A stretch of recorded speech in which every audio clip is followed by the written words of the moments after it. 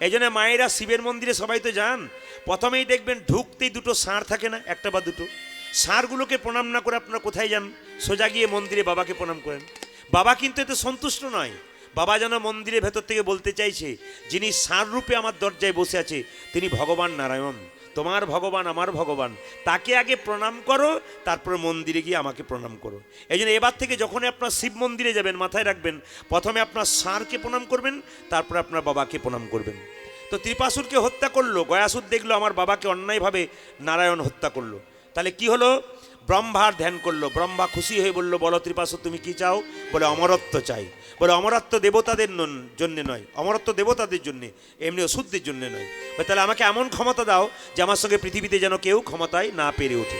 ব্রহ্মা বলল তথাস্তু।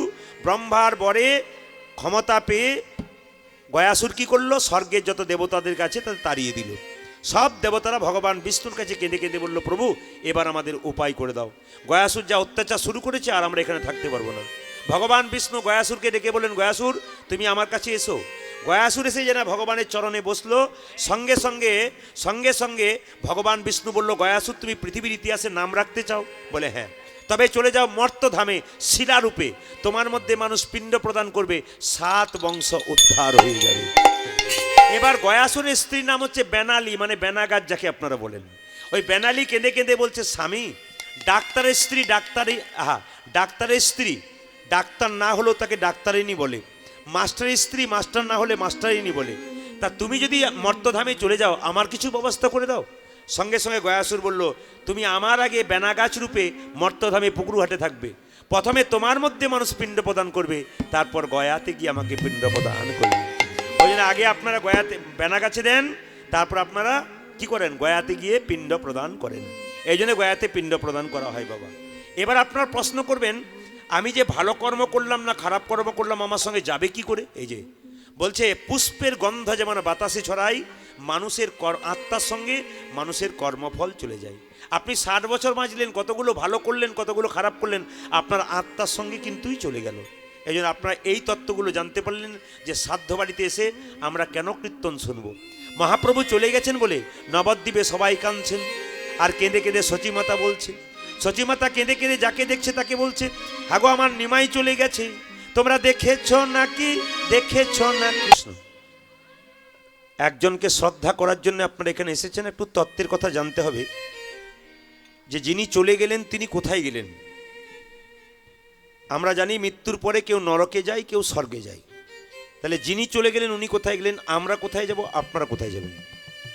এই জন্য কীর্তন শুনতে আসা এই জায়গাতে আজকে। মৃত্যুর পরে আমরা কোথায় যাব তার তত্ত্বটা কি? বলছে, মানুষকুলে জন্মগ্রহণ করে যে যেমন কর্ম করে তার কর্ম অনুযায়ী জন্ম হয়। মানুষকুলে জন্মগ্রহণ করে কেউ যদি পশুর মতো কর্ম করে তবে তার পশুকুলে জন্ম হবে। মানুষকুলে জন্মগ্রহণ করে কেউ যদি মানুষের মতো কর্ম করে তবে সে আবার মানুষ হবে। আর মানুষকুলে জন্মগ্রহণ করে কেউ যদি মহাপুরুষের মতো কর্ম করে তবে তার আর জন্ম হয় না, গোবিন্দ চরণে প্রাপ্তি হয়। তাই গৌর। যেমন দেখবেন ধানকে সেদ্ধ করে মাঠে ছড়ালে ওর আর গাছ হয় না, যে দেহ হরিনামে সিদ্ধ হয়ে যায় তার দ্বিতীয় জন্ম হয় না, তার গোবিন্দ চরণ প্রাপ্তি হয়। এবার আপনি যে 60 বছর বাঁচলেন, 80 বছর বাঁচলেন কি 20 বছর বাঁচলেন, বলছে কৃষ্ণ ভক্ত হয়ে 10 বছর বাঁচলেও লাভ আছে, আর কৃষ্ণ ভক্ত না হয়ে 100 বছর বেঁচেও লাভ নেই। কেন বলুন তো? যে কৃষ্ণ ভক্ত নয় সে যদি 100 বছর বাঁচে তাহলে বহু অভক্ত লোক তৈরি করে দিয়ে যাবে। আর 10 বছর যদি কোনো কৃষ্ণ ভক্ত বাঁচে তবে তার দেখে আরও 100টা কৃষ্ণ ভক্ত তৈরি হয়ে যাবে। এই জন্য আপনাদের কাছে নিবেদন রয়েছে, জন্ম হোক যথাতথা, কর্ম যেন আপনাদের ভালো হয়। দেখুন মহাভারতের দিকে তাকালে আমরা দেখতে পাবো যে দ্রোণাচার্যের নাম শুনেছেন, অস্ত্রগুরু। হরে কৃষ্ণ। অস্ত্রগুরু দ্রোণাচার্য, তিনি বললেন জন্ম হোক যথাতথা, কর্ম হোক ভালো। কেন? তার জন্মের কথা শুনলে আপনারা ছিছি করবেন, কিন্তু কর্মটা আশ্চর্যের ব্যাপার। দ্রোণাচার্য জন্ম নিয়েছিল একটা বেশ্যা মেয়ের গর্ভে, স্বর্গের সবচাইতে বড় বেশ্যা সুন্দরী, তার নাম হচ্ছে গীতাচি। তার গর্ভে জন্ম নিয়েছিল কে না? দ্রোণাচার্য। কিন্তু জন্মের দিকে তাকালেন না, উনি তাকালেন কর্মের দিকে। আপনার কোথায় জন্ম হয়েছে, আপনার বাবা মা কেমন ছিল ও দেখে লাভ নাই, আপনি কর্মের দ্বারা পৃথিবীকে জানিয়ে দিন। কাজী নজরুল মুসলমানের ছেলে, চায়ের দোকানে কাজ করেছে, এমন কর্ম করলো যার জন্য আপনারা দেওয়ালে তার ছবিটাকে টাঙিয়ে রাখলেন। মহাভারতের সবচাইতে দানবীর কর্ণ, কুন্তী তাকে কুমারী অবস্থায় জন্ম দিল। আশ্চর্যের ব্যাপার, তিনি এত বড় দানবীর হলেন, তিনি আঙুল দিয়ে দেখিয়ে দিলেন জন্মের দিকে তাকিও না, কর্মের দিকে তাকাও। ভগবান শ্রীকৃষ্ণ, যার জন্ম হয়েছিল কোথায়? কারাগারে, তিনি দেখিয়ে দিলেন কারাগারে আমার জন্ম, কিন্তু আমি কে? আমার দিকে তাকাও। 10 অবতারের মধ্যে এক অবতার, সে হলো বুদ্ধদেব। তার জন্ম কথা শুনবেন, তিনি জন্ম নিয়েছিলেন গাছের নিচে, রাস্তার ধারে। যিনি রামকৃষ্ণ পরমহংসদেব, যার কথা শুনলে আপনারা মুগ্ধ হয়ে যান, যাকে আপনারা পরমহংসদেব ভগবান বলে মনে করেন, তার জন্ম হয়েছিল উনানশালাতে। খ্রিস্টানদের ধর্মগুরু যীশুখ্রিস্ট, তার জন্ম হয়েছিল ওই ভেড়াশালাতে। তাহলে ইনারা আঙুল দিয়ে দেখিয়ে দিলেন আমার জন্মের দিকে তাকিও না, আমার কর্মের দিকে তাকিও, আমি কি করলাম। এই জন্য আপনাদের কাছে নিবেদন রইল, কে কতদিন বাঁচবে কেউ জানে না, কিন্তু জন্ম যতক্ষণ হয়েছে কিছু ভালো কাজ করে যান। আপনার সংসারে সমস্ত কর্তব্য কর্ম করুন, কিন্তু মহাপ্রভু যে বাণীগুলো দিয়ে গেলেন যে আপনি আচরি ধর্ম অপরে শেখায়, আপনি না আচরিলে অপরে শেখানো না যায়। আপনি নিজে আচরণ করে কিছুটা সময় ভগবানের নাম করে আরও 10টা কৃষ্ণ ভক্ত তৈরি করে দিয়ে যান, তবে হিন্দু সনাতন ধর্ম টিকে থাকবে, নইলে নিতাই গৌর হরি গৌর। ওই জন্য প্রত্যেকটি হিন্দু জাতির কর্তব্য হবে হিন্দু সনাতন। বাচ্চাদের সামনে বসাবেন না, বসালে চিৎকার বন্ধ করুন, ওরা কিছু দেখলেই লাফালাফি করবে। হরে কৃষ্ণ, এই দিয়ে তাকাবেন তো এর অ্যাটেনশনটা নষ্ট করে দেবে একবার পুরোটাই। এরা সামনেই বসেছে, সব 80 বছর 90 বছর করে বয়স, মানে 8, 9, 10 এরকম বয়স আর কি। তবে এদের তো একটু সব মানে থাকবেই, বিশেষত্ব থাকবেই বাচ্চাদের একটু। তবে চুপ করে বসে থাক। এইদিকে চাঁদ কাছে না আমেরিকা কাছে, একটু মনে মনে ভাবনি, শেষে আমাকে বলবি, কথা বলবি না। চাঁদ কাছে না আমেরিকা কাছে, এটা আর দুটো একটা প্রশ্ন করে দিয়ে যাই। এমন একটা গাড়ির নাম কর যে গাড়ি হর্ন আছে কিন্তু বাজে না। এই দুটো চুপচাপ বসে বসে ভাববি। জোরে বলুন রাধা রানী কি, একটু জোরে বলবেন শ্যাম সুন্দর কি। পেছনে যারা আছে তারা ভাবছে যে আমরা বাঁচলাম বাবা শেষে বসে, দরকার নাই। না, সেরকম ভাববেন না, সবাই মিলে দেবেন।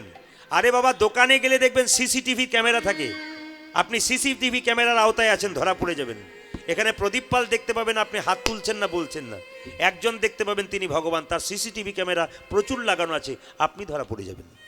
এই জন্য আপনাদের কাছে নিবেদন রয়েছে, যখন আমি জয় শ্রী রাধা রানী কি বলবো, শ্যাম সুন্দর কি বলবো, অন্তত মুখে জয়টা বলবেন। সারা জীবন বলেন আর না বলেন, এই স্কুলে এসে একবার বলুন, তাহলে ভগবানের নামে, নামের খাতায় আপনার নামটা কিন্তু যুক্ত হয়ে যাবে। বলুন রাধা রানী কি। যাক, বেড়েছে, আরো বাড়বে মনে হচ্ছে। শ্যাম সুন্দর কি। দেখুন, যারা কীর্তন শুনতে এসছেন তারা বসেছেন, আর যারা দেখতে এসছেন তারা কিছু মনে করবেন না, যারা দেখতে এসছে তারা দাঁড়িয়ে আছে। কীর্তন দেখে আসিগা যারা বলেছে তারা দেখবেন দাঁড়িয়ে আছে, আর কীর্তন শুনে আসিগা যারা বলেছে না না দেওয়ালে আড়ালে যারা আছেন তাদের বলি না, আপনারা জায়গা পান নাই বলে, এখানে তো জায়গা নেই, ফাঁকা, এই জন্য আপনারা পান নাই বলে বসে ওখানে দাঁড়িয়ে আছে। তো খুব ভালো, দেওয়ালের ফাঁক থেকে দেখলে আরো ভালো। কৃষ্ণ কৃপা আপনাদের হবে, হোক। প্রেম সে বলুন রাধা রানী কি, শ্যাম সুন্দর কি, মদন মোহন কি। প্রথম প্রশ্ন হবে, মুখে আগুন দেওয়া হয় কেন? হরে কৃষ্ণ। আমরা মৃত্যুর পরে আমাদের মুখে আগুন দেওয়া হয় কেন? মায়েরা, মায়ের পেটে যখন বাচ্চা থাকে, মাথাটা নিচের দিকে, পাটা উপর দিকে করে, তখন ভগবানকে আমরা কেঁদে কেঁদে বলেছিলাম, হে প্রভু, এই অন্ধকার কারাগারে আর থাকতে পারছি না, বড় কষ্ট হচ্ছে, মলমূত্রে পরিপূর্ণ একটা জায়গায় তুমি পৃথিবীতে নিয়ে চলো, আমি তোমার নাম গান করে কাটাবো। এই যে সবাই কথা দিয়েছিলাম, 7 মাস বয়সে আপনারা মেয়েদেরকে সাধ খাওয়াতে যান, সেই সময় কৃষ্ণ কিন্তু গর্ভের মধ্যে সবাইকে দেখা দিয়েছিল। তখন আমরা কৃষ্ণকে কেঁদে কেঁদে বলেছিলাম, হে গোবিন্দ, তুমি এত সুন্দর দেখতে, আগে জানতাম না, তোমাকে দেখে এখানেই থেকে যাব, আর যাব না।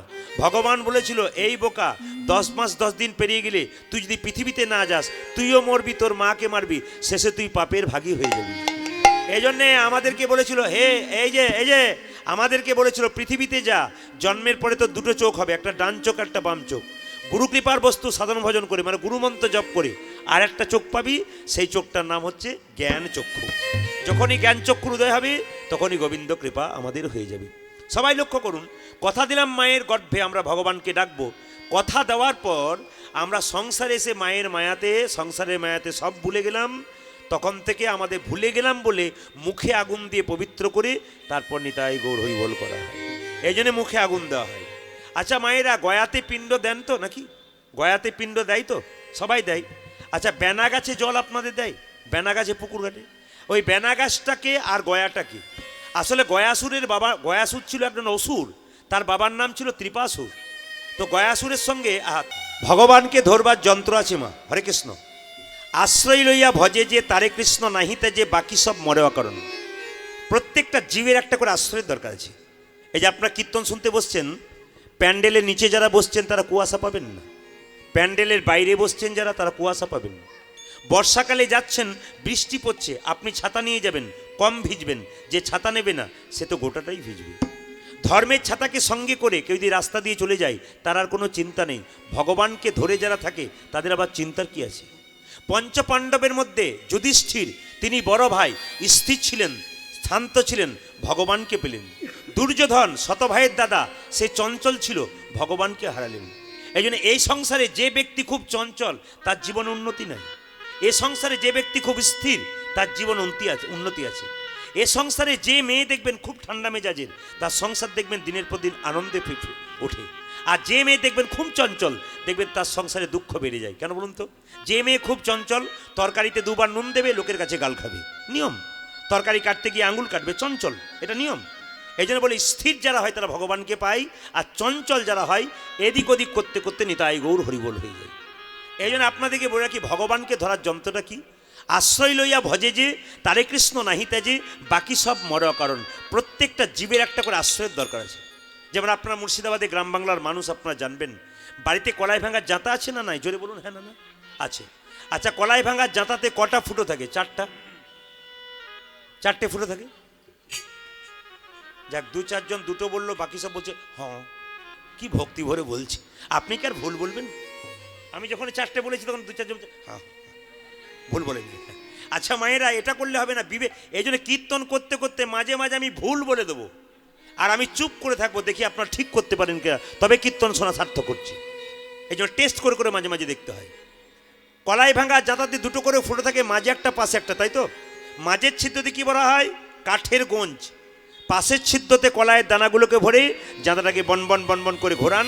যখন জাঁতা তুলবেন তখন দেখবেন কিছু কিছু কলাইয়ের দানা ভেঙে গুড়ি গুড়ি হয়ে গেছে, আর কিছু কিছু কলাইয়ের দানা অর্ধেক ভেঙেছে অর্ধেক ভাঙেনি, আর কিছু কিছু কলাইয়ের দানা দেখবেন গোটাকে গোটা রয়ে গেছে। বাড়িতে যদি কলাই ভাঙার জাঁতা থাকে মায়েরা, তাহলে বলুন তো কোন কলাইয়ের দানাগুলো গোটাকে গোটা রয়ে যায়? জাঁতার মাঝে যে গঞ্জ আর গঞ্জের চারিপাশে যে কলাইয়ের দানা, তারা কিন্তু গোটাকে গোটা রয়ে যায়। এখানে তত্ত্ব কি বলল? সংসার একটি জাঁতা, মানুষগুলো হলো সব কলাইয়ের দানা। এই সংসার জাঁতাটা ঘুরছে, কিন্তু যে সমস্ত ভক্ত কলাইয়ের দানা সংসার জাঁতার মাঝে গঞ্জ নামক গুরুকে আশ্রয় করেছে আর গোবিন্দ ভজনা করছে, নিতাই গৌর হরিবোল বলে, এই জন্য বলে রাখি, গুরু মন্ত্র যারা নেবেন তারা তরে গেলেন, যারা নেন নাই তারা নিতাই গৌর হরিবোল হয়ে গেলেন। যতক্ষণ না গুরুমন্ত্র না নেবেন আপনার দেহ শুদ্ধ হবে না। যতক্ষণ না গুরুমন্ত্র না নেবেন, থালা থালা আপেল কলা মন্দিরে নিয়ে যাবেন, ভগবান একটাও গ্রহণ করবে না। আপনার বাড়িতে একজন বৈষ্ণব এসে প্রশ্ন করলো, মা তোমার বাড়িতে সেবা করব, আপনি তো বলবেন আনন্দে হ্যাঁ হ্যাঁ সেবা করুন, কিন্তু তিনি প্রশ্ন করবেন তোমার দীক্ষা হয়েছে তো? যদি আপনি বলেন না, তবে আপনার হাতে জলস্পর্শ করবে না। তাহলে মানুষকুলে জন্মগ্রহণ করলেন, অথচ আপনি গোবিন্দের সেবা করতে পারলেন না, বৈষ্ণবের সেবা করতে পারলেন না, এর চাইতে দুঃখের আর কি আছে? এই জন্য আপনাদের বলে রাখি, গুরু মন্ত্র নেবেন, যাত্রার কাছে নেবেন না। ইউটিউবে শুনেছেন আপনারা, গুরু হচ্ছে দুপ্রকার, একটা কাঁচা একটা পাকা। কার কথা? আমার কথা নয়, রামকৃষ্ণ দেবের কথা। তিনি বললেন কাঁচা গুরুকে মন্ত্র দেবার আগে চুক্তি করে, আমার কাছে মন্ত্র নিবি, 500 টাকা এক বস্তা চাল, দুটো সোনার জিনিস দিবি। টাকা পয়সা চাল ডাল নিয়ে ওই যে বাড়ি চলে গেল, আপনার বাড়ির দিকে মুখ করলো না, এরা হলো কাঁচা গুরু। তাহলে প্রশ্ন করবেন পাকা গুরুকে? এই দিকে তাকান, যারা যারা মন্ত্র নেননি, পাকা গুরু করবেন কিভাবে? পাকা গুরু সে বাচ্চাদের শব্দ বন্ধ করুন। পাকা গুরু সে মন্ত্র নেবার আগে চুক্তি করে না যে ঠাকুর আমি মন্ত্র নেব, নে, দক্ষিণা কি লাগবে? কিচ্ছু না। কেন দক্ষিণা কিছু না? কেন? তুই আমার ছেলে, আমি তোর বাবা, তোর তো সব কিছু আমার, আবার আমাকে দিবি কি? না ঠাকুর, তবু কিছু দিতে হবে। দিবি, তবে দে। কি? তোর ভক্তিটুকু আমার চরণ তলে দে। আপনার ভক্তিটুকু চরণ তলে নিয়ে প্রতি বছর আপনার বাড়িতে এসে আপনাকে পরীক্ষা করে দেখবে আমি যে মন্ত্রটা দিচ্ছি ঠিক ঠিক ভজনা করছি কিনা। এরাই হচ্ছে পাকা গুরু। আসুন, যারা গুরু মন্ত্র নিয়েছেন তারাও তালি দেবেন, যারা নেন নাই তারাও দেবেন। কেন? এটা রামকৃষ্ণ পরমহংসদেবের লেখা গান। একবার প্রেম সে হাতগুলো উঠিয়ে, অনেকে ওঠাতে ভয় করছে, যা বাতাস যা ঠান্ডা, তাতে ভেতরে যদি হুড়ুর করে ঢুকে যায়, ভেতর যদি গুড় গুড় করে যায়, তাহলে বুঝিও মজা। না না, মহাপ্রভুর নামে মহাপ্রভুকে সম্মান দিতে হবে তো নাকি? আচ্ছা, মহাপ্রভু যখন কীর্তন করতেন হাত নিচু করে না উঁচু করে? জোরে বলুন, একবার দেখানো যাবে? হাত উঁচু দেখানো যাবে? দু চারজনে যা কষ্ট হচ্ছে আমি একমাত্র বুঝছি। আর যারা দেওয়ালের আড়ালে আছে তারা তো মনে মনে ভাবছে আমরা বাঁচলাম। ওই জন্য কীর্তন করতে আসছিলাম তখন একজন মেয়েকে বলছে, দিদি সামনে বসিস না, পা মেলে বসতে পাবি না, খালি হাত তুলতে হবে। ওই জন্য যা চালাক পাটি তারা না আপনাদের বলি নাই, জায়গা পান নাই বলি, যারা চালাক পাটি তারা শেষে বসে, কেন বলুন তো, সময় মতো পালাবার সুযোগ পেয়ে যায়। এই জন্য ভক্ত মানুষ যারা হয় তারা কাছে, না যারা পেছনে বসছেন জায়গা পান নাই তাদের জন্য বলি নাই, প্রেম সে হাত তুলুন একবার, প্রেম সে বা বা বা।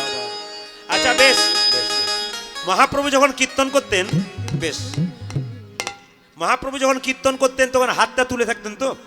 একজন ভক্ত জিজ্ঞেস করছে, ঠাকুর তুমি যে হাতটা তুলে আছো তোমার হাতে ব্যথা হয় না? বলছে ব্যথা আবার হয় না। বলে নামাও। বলে কি করে নামাবো, তোরা তুলছিস না ওই জন্য আমি নামাচ্ছি না। একজন ভক্ত বলল, ঠাকুর এই তো তুলে দিলাম এবার নামাও। বলছে না তোরা তো তুললি, তোদের পেছনে আছে যারা, তারা, আপনাদের বলি নাই কিন্তু, তারা তুলছে না ওই জন্য আমি হাত তুলে আছি। এখানে পেছনে বলতে কি, পরের জন্মে যারা জন্ম নেবে তারা হাত তুলবে না বলে আমি জন্মান্তর ধরে হাত তুলেই আছি। কাদের জন্য? শুধু আমাদের জন্য নয়, জগতের সকলের জন্যে। জন্ম এই যে মায়েরা, হাত আমরা কখন তুলি দেখবেন, রাস্তা দিয়ে টোটো অটো পেরিয়ে, ও দাদা বাজারে যাবো একটু আসুন, হাত তুলি। আর হাত তুলি কখন? যখন দেখবেন কেউ জলে ডুবে যাচ্ছে, এবার উঠতে পারছে না, তখন দেখবেন হাতটা এরকম করে বাঁচার জন্য। আর হাত তুলে কখন? যখন দেখবেন কেউ মাথাতে কোনো কিছু বোঝা নিয়ে যায়। তাহলে আমার প্রশ্ন আপনাদের কাছে, মহাপ্রভু কি জলে ডুবে গিয়েছিল? জোরে বলুন হ্যাঁ না। ভালো করে বুঝে বলবেন, জলে ডুবে গিয়েছিল না। তাহলে মহাপ্রভু কি কোনো বোঝা নিয়ে যাচ্ছিল?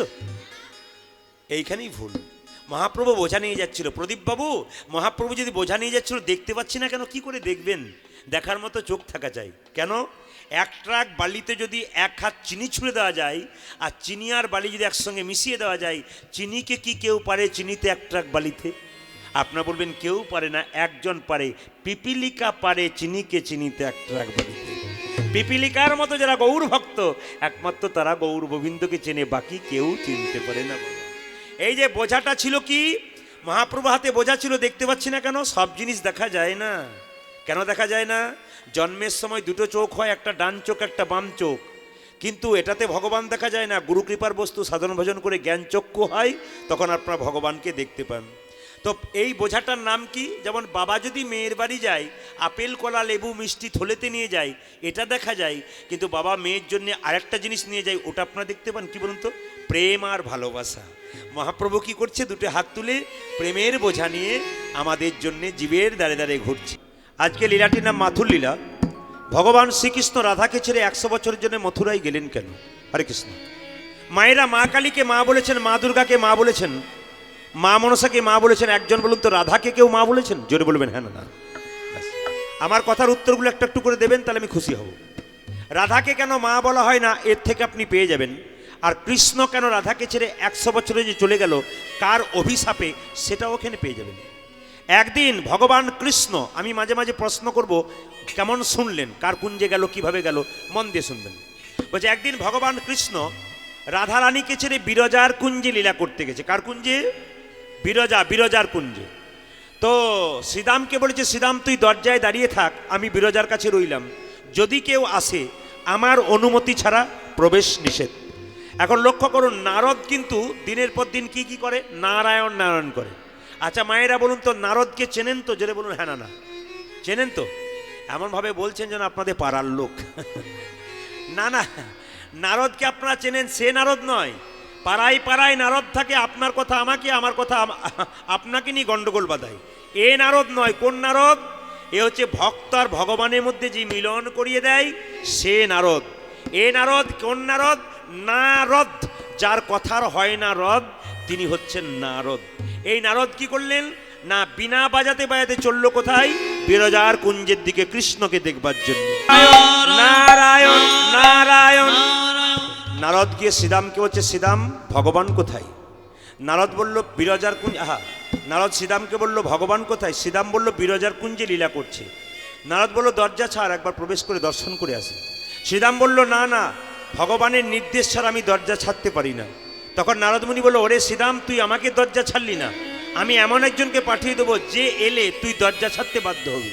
ও মায়েরা, নারদ কৃষ্ণকে মামা বলতো, আর রাধাকে মামি বলতো। বলছে দাঁড়াও, মামিকে গিয়ে একবার খবরটা দিই যে ও মামি, মামা তোমাকে ছেড়ে বিরজার কুঞ্জে লীলা করছে। এখন রাধারানীর কাছে যাচ্ছে কে? নারদ। মায়েরা, নারদের বাহনের নাম কি? উড়োজাহাজ, নাকি? নারদের বাহনের নাম উড়োজাহাজ। আচ্ছা আচ্ছা, ঢেকি নাকি? তো ঢেকিতে চেপে নারদ চলল কোথায়? রাধাকে খবরটা দেবার জন্যে, তোমাকে ছেড়ে কৃষ্ণ বিরজার কুঞ্জে লীলা করছে।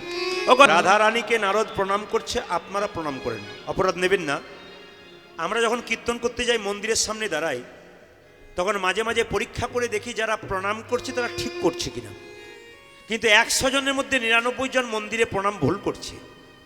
অনেকে প্রণাম করছে, বাইরে এসে বলছে এত প্রণাম করলাম, এত ভক্তি করলাম, কিন্তু ভগবান আমাদের কোনো কিছুই দিচ্ছে না। কি করে দেবে? আপনার প্রণামটা ঠিক হচ্ছে না। এখানে কোনো বক্স টক বাজছে নাকি? বিয়ে? ঠিক আছে। তো আপনারা সবাই মন দিয়ে শুন, বাচ্চাদের শব্দ বন্ধ করুন ওখানে। তো আপনাদের কাছে নিবেদন রইল, মায়েরা আপনারা প্রণাম করেন, দাদা ভাইরা প্রণাম করেন, প্রণামটা আপনাদের ভুল হয় একটু শিখে নিতে হবে। কীরকম ভুল একটু বুঝিয়ে দিই। বলছে মা কালীর মন্দিরে প্রণাম করছেন তাও সোজা করে, কৃষ্ণের মন্দিরে প্রণাম করছেন তাও সোজা করে, আবার বাবা মা সাধুগুরু বৈষ্ণবকে প্রণাম করছেন তাও সোজা করে। আপনাদের প্রণাম ভুল হচ্ছে। বলে কেন? মায়েরা কোনোদিন সাষ্টাঙ্গের প্রণাম করতে পাবেন না। যদি কোনো মা উপর হয়ে লম্বা করে প্রণাম করেন, আপনি ভুল করছেন, সিদ্ধান্ত আপনার ভুল। ধরা দেবী যখন স্তন কেটে গোবিন্দ সেবায় লাগিয়েছিল, সেই দিন থেকে মায়েরা কিন্তু নিজেদের বক্ষ যুগল মাটির মধ্যে ঠেকাতে পাবে না। এই নিয়ম সেই সময় থেকে তত্ত্বটা শুরু হয়ে গেছে। এই জন্য আপনাদের বলি, আপনারা পঞ্চাঙ্গে প্রণাম করবেন, কিন্তু সাষ্টাঙ্গে কোনোদিন প্রণাম করবেন না। বলছে দেবদেবীর মন্দিরে প্রণাম করবেন, মা কালী, মা মনসা, মা দুর্গা, তাকে প্রণাম করবেন ডান দিকে রেখে। ধরুন এটা মা কালীর মন্দির, আপনি সোজা প্রণাম করবেন না, তাকে আপনার ডান দিকে রেখে প্রণাম করবেন। আপনি কৃষ্ণ, বিষ্ণু, নারায়ণ সবাইকে প্রণাম করবেন বাঁ দিকে রেখে। আর সাধুগুরু বৈষ্ণব বাবা মাকে প্রণাম করবেন সম্মুখে, মানে সোজা। যদি আপনি কালীকেও সোজা করেন, কৃষ্ণকে সোজা করেন, শিবকেও সোজা প্রণাম করেন, আপনি ভুল করছেন। আপনার প্রণাম দিতে গেলেন, কিন্তু দেওয়াটা বেকার হয়ে গেল, কেন? আপনি প্রণামটা শেখেন নাই, এই জন্য প্রণাম দিতে হয়। এখনকার তো প্রণাম পরিবর্তন হয়ে গেছে, এখন তো স্কিন টাচ প্রণাম, দেখবেন এরকম এরকম স্কিন টাচ, এখানে এমনি করে দিল নি, এরকম করলো। আগেকার দেখবেন প্রণাম মায়েরা মাটিতে ছুঁয়ে প্রণাম করতো। কেমন দেখবেন? মাটিটাতে দেখবেন, আপনারা আগেকার মায়েরা যারা আছেন তারা দেখবেন মাটিটাকে এরকম করে ঘষে নিত, নিয়ে জিভে দেখবেন ছিঁকে নিত। কেন বলুন তো? এই মাটির মধ্যে আমাদের পেটের রোগের ওষুধ আছে। কি ওষুধ আছে? গরু দেখবেন যখন পেট ফেঁপে যায়, ওষুধ কাছে না পান, তখন দেখবেন গরু কি করে না, বারবার মাটি চাটতে শুরু করে। আর যত মাটি চাটতে শুরু করে, ওষুধ পাওয়ার আগে ও দেখবেন একটা রিলিফ পেয়ে যায়, কষ্ট থেকে রেহাই পেয়ে যায়। কেন? মাটির মধ্যে ওষুধ আছে। আমরা সেই প্রণামটা ভুলে গেছি, এখন মাটি ঘষতে ভুলেছি। কেন বলুন তো? মাটি মুখে নিলে যদি জীবাণু থাকে, ওই জন্য আমরা যত সভ্য হচ্ছি তত ধর্মের দিক দিয়ে অসভ্য হয়ে যাচ্ছি। এই যে ধর্মটাকে ঠিক ঠিক করলে, যে ঠিক করতে পারবে সে জীবনে বহুদিন বাঁচবে, এবং সে গোবিন্দের কৃপা অবশ্যই পাবে, যদি ঠিক ঠিক জিনিসগুলো জানতে পারা যায়। এবার তত্ত্ব হচ্ছে, প্রণাম করবেন আপনারা, কিন্তু প্রণামটা একটু শিখে নিতে হবে। শাস্ত্র বলছে যে আমাদের এই পর্যন্ত আমাদের শরীরে 4টে জাতি আছে। কি কি? ব্রাহ্মণ, শূদ্র, ক্ষত্রিয় আর বৈশ্য। তো ব্রাহ্মণ কোনটা আমাদের শরীরে? ব্রাহ্মণ হচ্ছে এইখান থেকে এই পর্যন্ত। আর ক্ষত্রিয় কোনটা? এইটা। কেন? ব্রাহ্মণের কাজ হচ্ছে মুখে মন্ত্র বলা, এই জন্য এখান থেকে এই পর্যন্ত আমাদের ব্রাহ্মণ হয়ে গেল। আর এইটা হচ্ছে ক্ষত্রিয়, তার মানে কি? এদিকে তাকান, যুদ্ধ বিগ্রহ করা, হাতের কাছে কিছু না থাকলে আপনি কি করেন? কেউ এলে হাত দিয়ে প্রতিহত করেন, এটা একটা ক্ষত্রিয়। আর বৈশ্য কি? এর ব্যবসা করা কাজ, চাষাবাদ করা, ব্যবসা করা কাজ। এ কি করে? মাল এক জাত থেকে নিয়ে যায়, অন্যদিকে ফেলে দেয়। সত্যি তো ঠিক, সকালবেলায় মাল তুললাম, বিকালবেলায় খালি, নাকি নাকি বলছেন? আবার বিকালবেলায় মাল তুললেন, পরের দিন সকালে খালি। বুঝতে পারলেন না? পারেন নাই? অনেকে বলছে হ্যাঁ বুঝেছি, কিন্তু জোরে জোরে হাসবো না, অসুবিধা আছে। সকালবেলায় মাল তুললেন, বিকালবেলায় খালি, আবার সন্ধ্যাবেলায় মাল তুললেন, তারপর দিন সকালে খালি। এর কাজ কি? তোলা আর ফেলা, নাকি? তাহলে এটা হচ্ছে বৈশ্য। আর শূদ্র কোনটা? শূদ্র হচ্ছে এই যে পায়ের এইখান থেকে এই পর্যন্ত। কেন? চল বললে চলে, ওঠ বললে ওঠে, বস বললে বসে, এই জন্য এইটা হচ্ছে শূদ্র। তাহলে আপনাদের কাছে আমার প্রশ্ন রইল, যদি এইখান থেকে এটা ব্রাহ্মণ হয় আর এখান থেকে এটা শূদ্র হয়, তাহলে আপনারা একটু বলুন তো, এই স্টেজের পাশে একজন ব্রাহ্মণ 80 বছর বয়স, একজন শূদ্র 80 বছর বয়স, দুজনে বসে আছে, আপনারা কাকে প্রথম প্রণাম করবেন? ব্রাহ্মণকে না শূদ্রকে? জোরে বলুন। বললে হবে না, জোরে বলুন। অনেকে বলছে চুপ থাকাটাই বুদ্ধিমানের কাজ, উনি বলবেন যা বলবার বলুক। না না, সে বললে হবে না। এই দিকে তাকান, একজন ব্রাহ্মণ আর শূদ্র দুজন বসে আছে, আপনি কাকে আগে প্রণাম করবেন? এ তো সহজ কথা, যেটা বলুন, আগে ব্রাহ্মণকে করবেন, তারপর শূদ্রকে করবেন। তাহলে আমার প্রশ্ন আপনাদের কাছে, শাস্ত্র যদি বলছে এইখান থেকে এই পর্যন্ত ব্রাহ্মণ, এখান থেকে এই পর্যন্ত শূদ্র, তাহলে আপনারা পায়ে প্রণাম করেন কিন্তু মাথায় প্রণাম করেন না কেন? মাথায় প্রণাম না করে পায়ে প্রণাম করেন কেন? মাথায়, কাল থেকে সব মাথায় করবেন, আর দেখবেন এক থাপড় দিয়ে কি অবস্থা হয়। তাহলে মাথায় প্রণাম না করে পায়ে করেন কেন, এই তত্ত্বটা জানতে হবে। আচ্ছা, আপনাদের বাড়িতে গুরুদেব আসে, শাস্ত্র বলল গুরুকে প্রণাম করলে শিষ্যের মুক্তি হয়, কিন্তু আপনাদের এতজন কীর্তন শুনতে এসছেন, সবার বাড়িতে গুরু এসছে, এত প্রণাম করেছেন, কার মুক্তি হয়েছে? যদি কেউ হাত তুলে বলেন তাহলে মিথ্যে কথা বলা হবে। কেন? আপনাদের প্রণামটাই ঠিক হয় না, তো মুক্তি হবে কি করে? আমি বুঝিয়ে দিই প্রণামটা কেমন ঠিক হয় না। আমি ওখানে বাসাতে বসে আছি, কতজন আমাকে প্রণাম করলো, আমি তো দেখেই বুঝলাম ভুল করছে, আসলে গিয়ে বুঝিয়ে দেবো কীরকম ভুল করছে। দেখবেন আগে টিভি চলতো, এখনও টিভি চলে, আগে চলতো ব্যাটারিতে, এখন চলে কারেন্টে। আচ্ছা দাদা ভাইরা বলুন, ব্যাটারিতে যখন টিভি চলতো দুটো কামড়ি থাকতো না, প্লাস আর মাইনাস, ধরে বলুন, প্লাস আর মাইনাস, প্লাসে প্লাস দেবেন, মাইনাসে মাইনাস দেবেন, তবে ছবি ঠিক আসবে। আর প্লাস মাইনাস উল্টো পাল্টা হয়ে গেলে পিকচার টিউব, যারা জানে তারা জানে কি হবে, একবার নিতাই গৌর হরি বল হয়ে যাবে। তাহলে এখানে প্রশ্ন হচ্ছে, আপনি যখন কাউকে প্রণাম করবেন তখন আপনার ডান হাতটা প্লাস, ওনার ডান হাতটা, ডান পাটা প্লাস, আপনার বাঁ হাতটা মাইনাস, ওনার বাঁ হাতটা মাইনাস। আপনি যখন প্রণাম করবেন তখন আপনার ডান হাতটা ওনার ডান পায়ে পড়বে, আপনার বাঁ হাতটা ওনার বাঁ পায়ে পড়বে। এবার একটু ভেবে দেখুন তো, কাউকে যখন আপনার প্রণাম করেন, আপনার ডান হাতটা ওনার কোন পায়ে পড়ে? জোরে বলুন, কোন পায়ে পড়ে? বাঁ পায়ে। আর বাঁ হাতটা কোন পায়ে পড়ে? ডান পায়ে পড়ে। তাহলে প্রণাম ঠিক হয়? জোরে বলুন। পিকচার টিউব নষ্ট হয়ে যাবে না? কৃপা পাবেন। তাহলে কাল থেকে প্রণামটা কেমন হবে? আজকে থেকেই প্রণামটা কেমনভাবে শুরু করবেন? এই দেখুন, যে দাঁড়িয়ে আছে তাকে প্রণাম করার সময় কোনো মতে এরকম করে করবেন না, এরকম করে করবেন না, সব সময় এই রকম। তাহলে কি হবে? আপনার ডান হাতটা ওনার ডান পায়ে পড়বে, আপনার বাঁ হাতটা ওনার বাঁ পায়ে পড়বে। কৃষ্ণ বাঁকা হয়ে দাঁড়িয়ে আছে, একজন বলছে হে গোবিন্দ তুমি বাঁকা, বলে আমি বাঁকা নয়, তোরা বোকা। বলে কেন? হে গোবিন্দ তুমি উল্টো, বলে তোরাই উল্টো, ওই জন্য আবেগ থেকে আমি উল্টে দিয়ে বসে আছি। ভগবান এরকম করে পাটা দিয়েছে কেন? প্রণাম করতে গেলে আমার ডান পায়ে প্রথমে করবেন, করেননি? আরে ভগবান কি এত বোকা নাকি? আমরাই তো বোকা। এবার বলা হচ্ছে পায়ে কেন প্রণাম করবেন? পায়েই তো সব। ছোট যদি বড়কে বড় বলে তবে বড় হয়, বড় নিজে বললে নিজেকে বড় বলা যায় না। ওই যে ছোটকে বড় ছোট যদি বড়কে বড় করে তবে বড় হয়। কেমন? এমপি এমএলএ মিনিস্টার আপনার দরজায় কখন হাত জোর করে দাঁড়ায়? জোরে বলুন। ভোটের সময়, মানে ছোটদের যখন দরকার হয়। আচ্ছা বলুন তো, পায়ে প্রণাম করি কেন? পাটা তো ছোট, কেন বলুন তো? পায়েই তো সব। কারোর সঙ্গে ঝগড়া হলে, মারামারি হলে, হাতে ধরলে মান নাও ভাঙতে পারে, কিন্তু পায়ে ধরলে 7 খুন মাফ হয়ে যায়, হয় না? পায়ে ধরলে 7। পায়ে প্রণাম করবেন কেন? এই তত্ত্বটা জেনে রাখুন। আমি কিছুক্ষণ আগে বলেছিলাম, মায়ের পেটে যখন বাচ্চা থাকে, বাচ্চাটার মাথাটা কোন দিকে থাকে? জোরে বলুন। নিচের দিকে না ওপর দিকে? জোরে বলবেন। নিচের দিকে। পাটা কোন দিকে থাকে? ওপর দিকে। তাহলে কৃষ্ণ 7 মাস বয়সে বলেছিলাম দেখা দেয় ভগবান মায়ের পেটে। তাহলে যদি দেখা দেয় 7 মাস বয়সে, এইবার আপনারা বলুন, ভগবান কৃষ্ণ যদি বসে, মাথার দিকে বসবে না পায়ের দিকে বসবে? জোরে বলুন। মাথার দিকে বসবে না পায়ের দিকে বসবে? মাথার দিকে বসার জায়গা আছে? মাথা তো নিচের দিকে, পা তো ওপর দিকে। তাহলে ভগবানের বসার জায়গা কি? এইদিকে। ভগবানের বসার জায়গায় পদ্মাসন। পদ্মের গায়ের রং কেমন? লাল। ছেলে কালো হোক আর পরিষ্কার হোক, পায়ের রং কেমন হয়? জোরে বলুন। পায়ের রং দেখবেন লাল হয়। কেন বলুন তো? ভগবান শ্রীকৃষ্ণ 7 মাস বয়সে সবার পায়ে বসে, ওই জন্য আমরা পায়েতেই নিতাই গৌর হরি বল। এই জন্য তত্ত্বরা শোনা। এখন পায়ে কেন প্রণাম করে আপনারা বুঝতে পারলেন প্রণাম কিভাবে করবেন। তবে এখনকার বাচ্চারা যখন 1 কেজি 2 কেজিতে পড়তে যায়, 1 কেজি 2 কেজি মানে জানেন?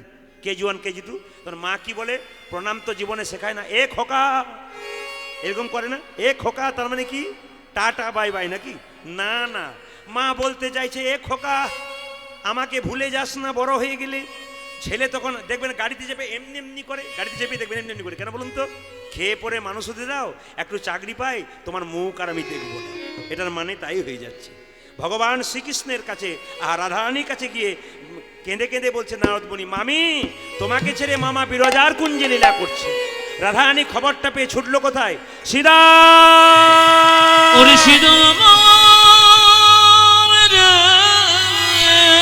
এই সীতা,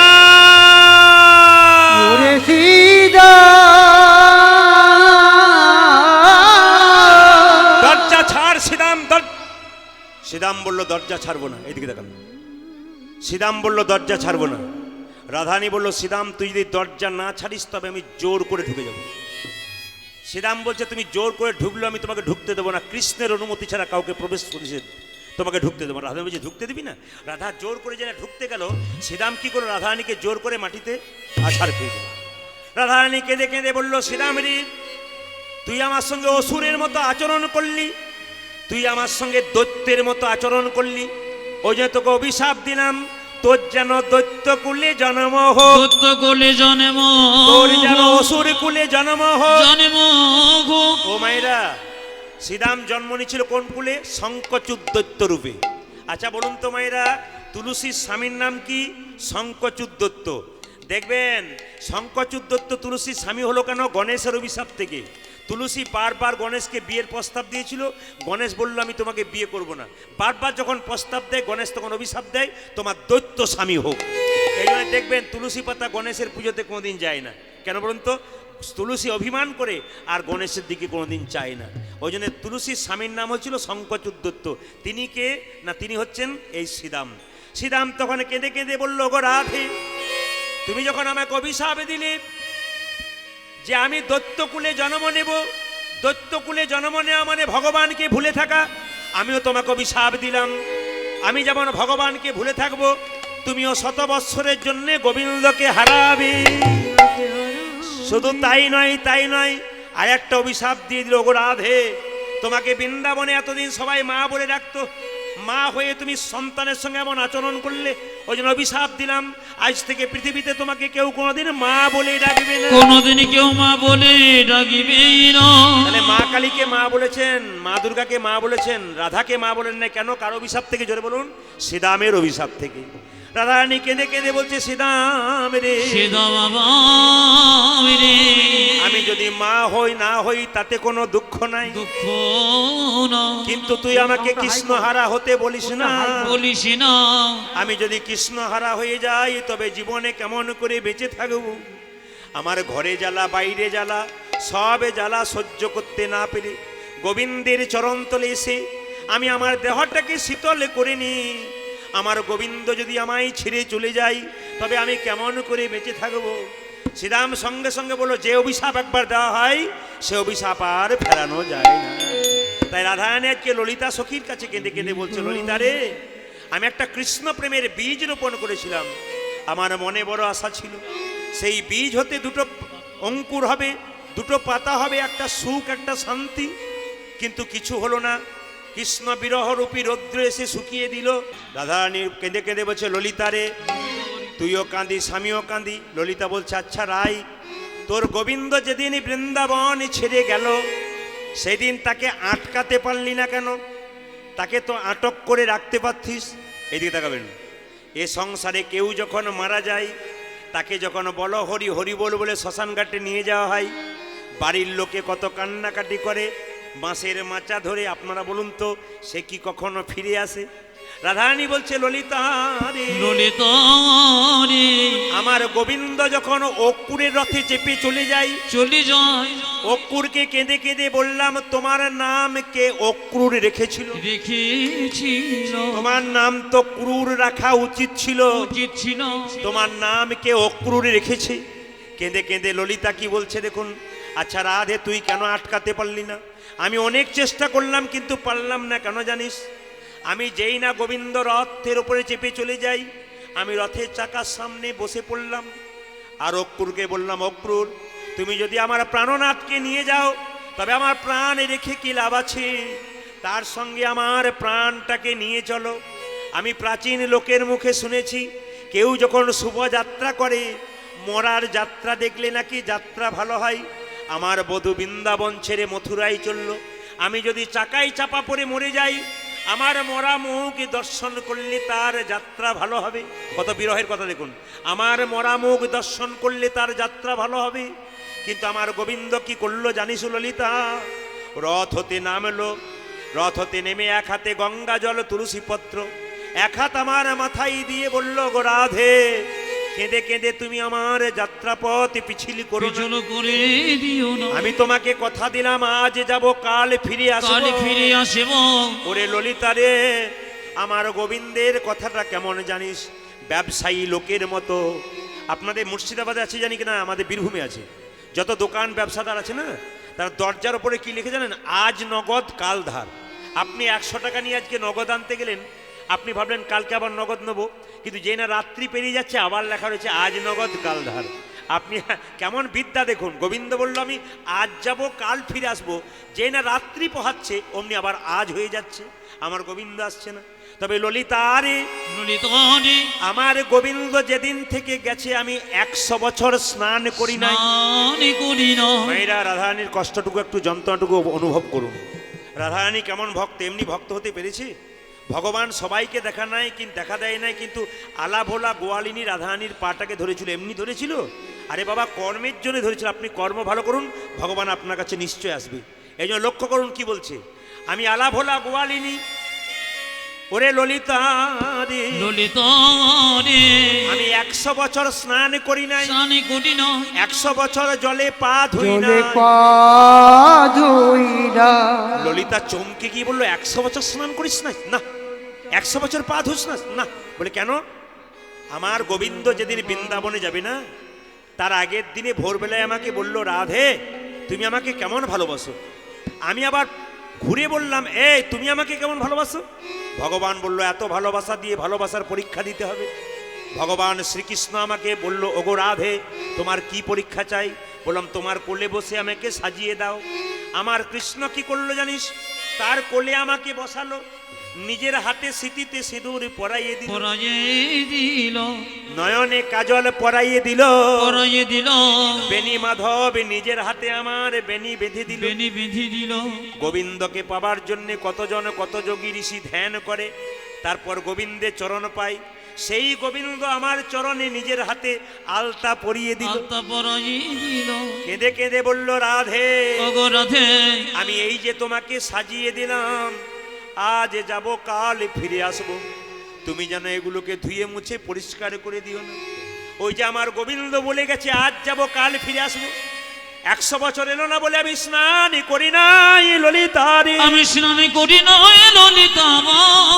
আমি যদি স্নান করে দিই করে যদি তবে আমার বেনি মাধবের বাঁধা বেনি খুলে যাবে, খুলে যাবে, সিঁদুর সিঁদুর মুছে যাবে, মুছে যাবে।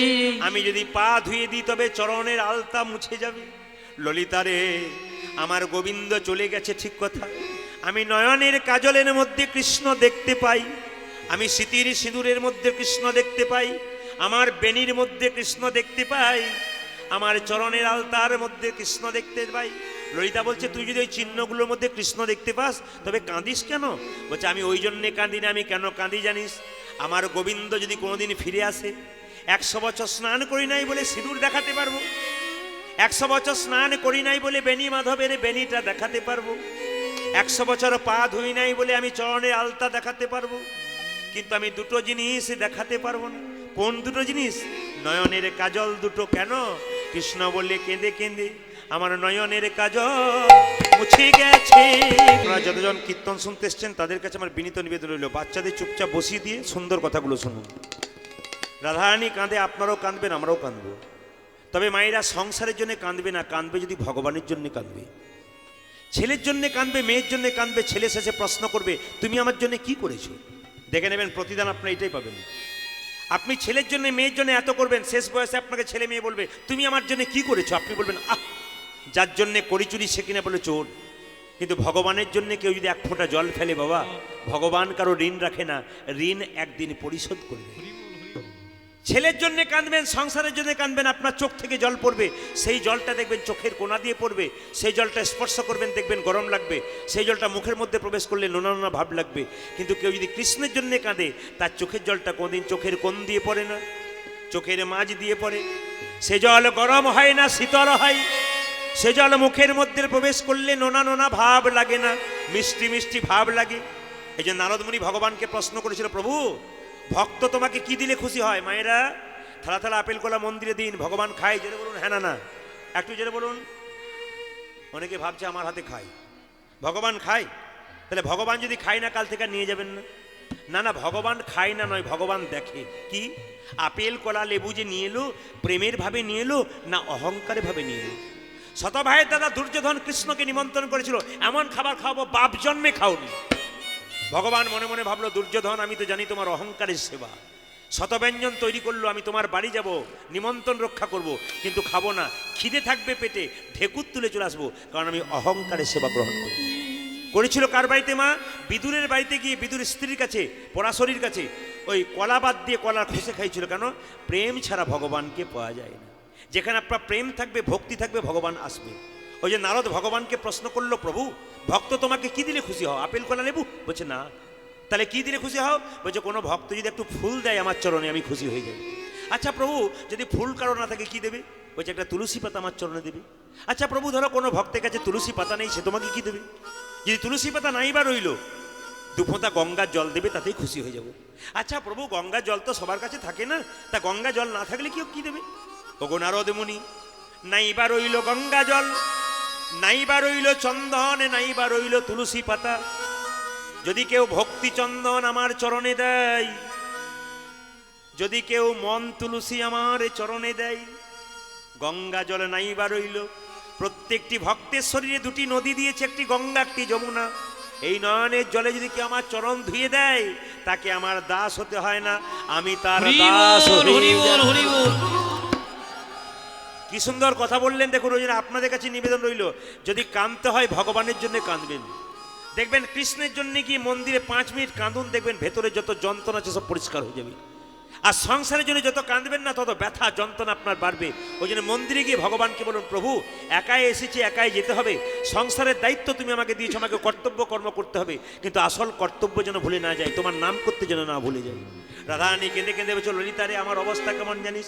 মালার কথা যখন বললাম তখন আপনাদের বলি, মালা আপনারা পরবেন। অনেকে বলছে মালা তো আমরা পরে নিয়েছি। বলে কখন পরেছেন? এর গলায় ওকে, ওর গলায় ওকে। কি ফুলের মালা পরেছেন? আকন্দা ফুলের মালা পরেন নাই?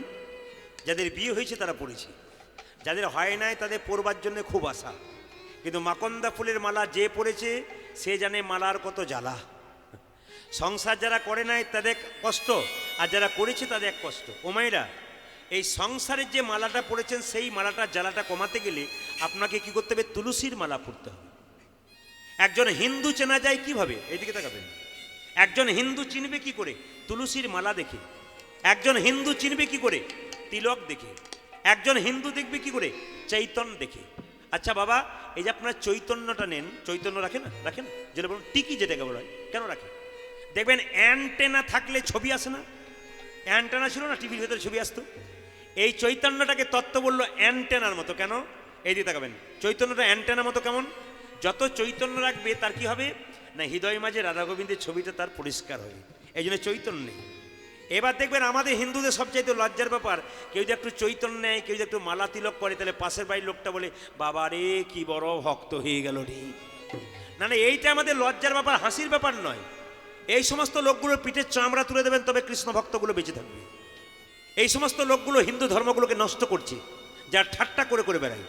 কিন্তু জেনে রাখুন, হাতি চলে বাজার, কুত্তা ভুকে হাজার। হাতি রাস্তা দিয়ে চলে যায়, কুকুর ঘেউ ঘেউ করে। আপনারা বলুন তো, হাতি কি কুকুরের দিকে তাকায়? জোরে বলুন, হাতি তাকায়? তাহলে হাতি কারা? কৃষ্ণ ভক্ত যারা তারা হাতি, আর নিন্দুক কারা? তারা হলো কুকুর।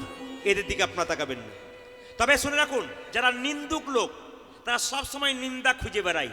কেন বলুন তো? দেখবেন অনেকে বিয়ে বাড়িতে খেতে যায়, খাওয়ার পরে দেখবেন ভালো লোক যারা, লবণ তরকারিতে হয়ে গেলে বলে কেমন হয়েছে? ভালো। ভালো বলে আসে, কেন? নিন্দা করে না, ভালো মানুষ চুপচাপ থাকে। আর নিন্দুক লোক দেখবেন ভালো খাবার হলো, বললো কেমন খেলেন? বলে পোলাওটা তো ভালো হয়েছিল, বাদামগুলো পোড়া পোড়া হয়ে গেছিল, মানে কিছু খুঁজে পেল না, ওইটা পেলো আর কি। এরকম ব্যাপার হয়ে থাকে। এই জন্য নিম পাতা যতই মিষ্টি রসে ভেজান আপনি, নিম পাতার তেঁতো কিন্তু চিরকাল একই রকম থেকে যায়। আপনি বিদগুটে লোক, নিন্দুর লোককে যতই ভালো করার চেষ্টা করুন, ওদের কিন্তু তেতো ভাবটা কোনোদিন যায় না বাবা। এই জন্য আপনাদের কাছে নিবেদন রইল, মালা আপনারা পরবেন। কি মালা? তুলসীর মালা। এই তুলসী মালা পরার যুক্তি কি? অনেক যুক্তি আছে। দেখবেন আপনারা তুলসী মালা পরবেন এই কারণে, গুরুদেব আপনার বাড়িতে বেগুন গাছ লাগাবেন, বেড়া দেবেন না। জোরে বলুন হ্যাঁ না না। যে ঘুমাচ্ছে সে বলুন। আমার চোখ খুব খারাপ, এ অন্ধকারে বসে ঘুমাচ্ছে, তাও আমি বুঝতে পারছি। এই দিয়ে তাকাবেন। আমি কি বললাম? যে বাড়িতে বেগুন গাছ লাগাবেন, বেড়া দেবেন না। জোরে বলুন হ্যাঁ না না। আচ্ছা বেড়া দেবেন কেন? গরুতে ছাগলে ছিঁড়ে যেতে না খায়। আচ্ছা, গুরুদেব আমাদের কর্ণে বীজ মন্ত্র দিয়েছে কৃষ্ণ প্রেমের অঙ্কুর হবে বলে। আচ্ছা, তুলসীর মালা নামক বেড়া যদি কেউ না দেয়, তবে কামিনী কাঞ্চন রূপী ছাগলে নিতাই গৌর। হরি বল হরি বল। আর তুলসীর মালা পরবেন কেন? বিজ্ঞান কি বলছে? সব গাছে বজ্রপাত হয়, তুলসী গাছে বজ্রপাত হয় না। মোটা তুলসীর মালা পরে রাস্তা দিয়ে চলে যান, হাজার বজ্রপাত এদিক ওদিক হবে, কিন্তু ভক্তের মাথায় কোনোদিন বজ্রপাত হবে না। আর বলে রাখি, তুলসী মালা পরা বিজ্ঞান যুক্তি দেখবেন আপনারা, যারা সাপ নাচাতে আসে, আপনাদের এলাকায় সাপ নাচায় না, যারা সাপ নাচায় দেখবেন হাতটা এমনি এমনি করে আর সাপ ছবল মারতে যায়। খুব ভালো করে আমার কথাটা লক্ষ্য করবেন, যখনই সাপটা ছবল মারতে যায় ও হাতটা এমনি এমনি করে ছবল মারতে গিয়ে দেখবেন সাপটা মুখটা এমনি করে দেয়। এরকম করে মারলো কিন্তু মুখটা এমনি বেঁকে যায়। কেন বেঁকে যায়? যে সাপ নাচাচ্ছে তার হাতটার দিকে তাকাবেন, তার হাতে কি থাকে? একটা তুলসী মালার বেল্ট থাকে। বাবা, যার হাতে তুলসী মালার বেল্ট থাকে না, তার হাতে তুলসীর সুগন্ধে সাপ তাকে কামড়াতে পারে না। এই জন্য আপনারা তুলসীর মালা পরে যান রাস্তা দিয়ে, তুলসীর বাগান তৈরি করুন বাড়িতে, ওখানে সাপ কোনোদিন বাস করতে পারবে না। আর তুলসী মালার ধর্মীয় যুক্তি কি? আপনি এখান থেকে কলকাতা গেলেন ট্রেনে, বলা তো যায় না, ট্রেন আসার সময় সিগন্যাল দেয়, আমরা জানতে পারি ট্রেন আসে, কিন্তু মৃত্যু আসবার সময় কোনো সিগন্যাল দেয় না। যে কোনো মানুষের জীবনে যে কোনো আসতে পারে, সময় আসতে পারে। আপনি কলকাতা যাচ্ছেন, ট্রেনে মরে গেলেন, আপনার সঙ্গে কেউ নাই, আমরা বরং কোথাকার কে কে ট্রেন থেকে ফেলে দেয়। কিন্তু যদি আপনার কন্ট্যাক্টটা তুলসীর মালা পরা থেকে, কি বলবো, ওরে এ আর কেউ নয়, একজন কৃষ্ণ ভক্ত বটে, একে যেখানে সেখানে ফেলে দিস না, একটা স্টেশনে নামিয়ে দে, কোনো সাধুগুরু বৈষ্ণবের কৃপা হলে দেহটা সৎকার করে দেবে। হরি বল হরি বল। এই জন্য আপনার তুলসী, এই যে যা খাবেন খাবেন, তুলসীর মালাটা পরবেন। অনেকে বলছে আর বলবেন না, তুলসীর মালা পরলে যদি না পাই অসুবিধা হতে পারে। না না, এ ভাবনা চিন্তা করবেন না। তুলসীর মালা কেন পরবেন? আরে আগে জমিতে বীজটা ফেলুন, জমিটা উর্বর হোক, আপনি মালাটা পরে নিজেকে ভাবভক্তিটা আনুন। আপনি 5 বছর পরে বলবেন আর নয়, দরকার নাই, এবার ভালো আছে। আপনাদের আস্তে আস্তে বুঝিয়ে দেবো, মন দিয়ে শুনবেন। তুলসী মালা পরার ধর্মীয় যুক্তি ওটা গেল। বাস্তব যুক্তি কি? আপনাদের বাড়িতে ভোজ হচ্ছে, প্রচুর কুকুর দেখবেন দরজায় ঘোরাঘুরি করছে, সব কুকুরকে লাঠি দিয়ে তাড়িয়ে দিলেন, কিন্তু ওই কুকুরগুলোর মধ্যে একটা কুকুরের গলায় যদি বেল্ট বাঁধা থাকে, তাকে মারতে গিয়ে থমকে দেবেন। কেন বলুন তো? বেল্ট বাঁধা কুকুর মানে কারো পোষা কুকুর, একে মারলে এর মালিক উত্তম মধ্যম দিতে পারে। এই জগতে যার কণ্ঠে তুলসীর মালা নামক বেল্ট থাকে, বেল্ট থাকে, তার কেউ থাকার না থাকে, একজন আপন থাকে, একজনে আপনে থাকে, তিনি হলেন ভগবান কৃষ্ণ। ভগবান শ্রীকৃষ্ণ। এজন্য কৃষ্ণকে আপন করতে পেরেছে, আপনে করতে পেরেছে, তার আবার চিন্তার কি ভাই আছে গো, তার আবার চিন্তার কি ভাই আছে গো। ও মায়েরা, আস্তে তুলসীর মালা আপনারা পরবেন।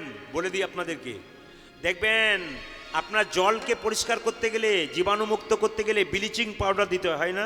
কিন্তু পরীক্ষা করে দেখবেন, 1 গ্লাস জলে 22টা তুলসী পাতা ফেলে দেবেন, 11টা তুলসী পাতা ফেলে দেবেন, 22 মিনিট রাখবেন, দেখবেন জলটায় মাইক্রোস্কোপ দিয়ে পরীক্ষা করে দেখবেন জলটাতে কোনো জীবাণু নাই। তুলসীর এত গুণ আছে। কেউ যদি প্রত্যেক দিন 2টো করে স্নান করে তুলসী পাতা খেতে পারে না, তার 21 রকমের রোগ শরীরে হয় না।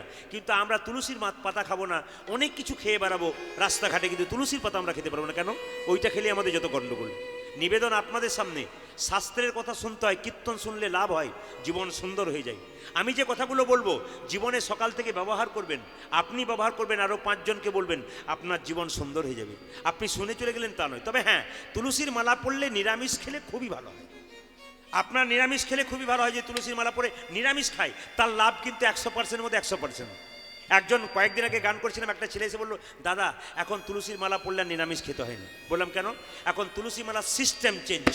আমি সিস্টেম চেঞ্জ মানে বুঝলাম না। বলছে এখন প্যাঁচ সিস্টেম তুলসীর মালা। বললাম বুঝলাম না। বলছে রাত্রিবেলায় বিয়ে বাড়িতে নিমন্ত্রণ আছে, সবাই খেতে যাবে, আমি যাবো না, প্যাঁচ খুলে দিলাম। আমরা ভালো করেছি। আর সকালবেলা স্নান করে আবার প্যাঁচ লাগিয়ে দিলাম। বললাম বেশি প্যাঁচ লাগা পড়া করো না, নিতাই গৌর হরি বল। রাধারানী কেঁদে কেঁদে বলছে, ললিতা রে, সে যখন চলে গেল আমার বেঁচে থেকে কি লাভ আছে? মায়েরা বলে না, স্বামী মরে গেছে, বিষ এনে দেব সঙ্গে চলে যাবো। যাক বেড়েছে। শ্যাম সুন্দর কি, আরো বাড়ছে, যত রাত বাড়ছে তো বাড়ছে তো। মদন মোহন কি, দেখি হরিবাসর কি, শ্যাম সুন্দর কি, মদন মোহন কি, সাধুগুরু বৈষ্ণব কি, যাদের ঘুম আসছে তাদের কি? না, প্রমাণ হয়ে গেল যে আপনার কত ডুবে গেছেন। আমি কি বলছি দিকে নজর নেই, আপনার জোর করবো জয় দিয়ে যাচ্ছেন, এতে বুঝলাম যে আপনার ডুবেই গেছেন। এই দিয়ে তাকান, আগে বলুন রাধা রানী কি।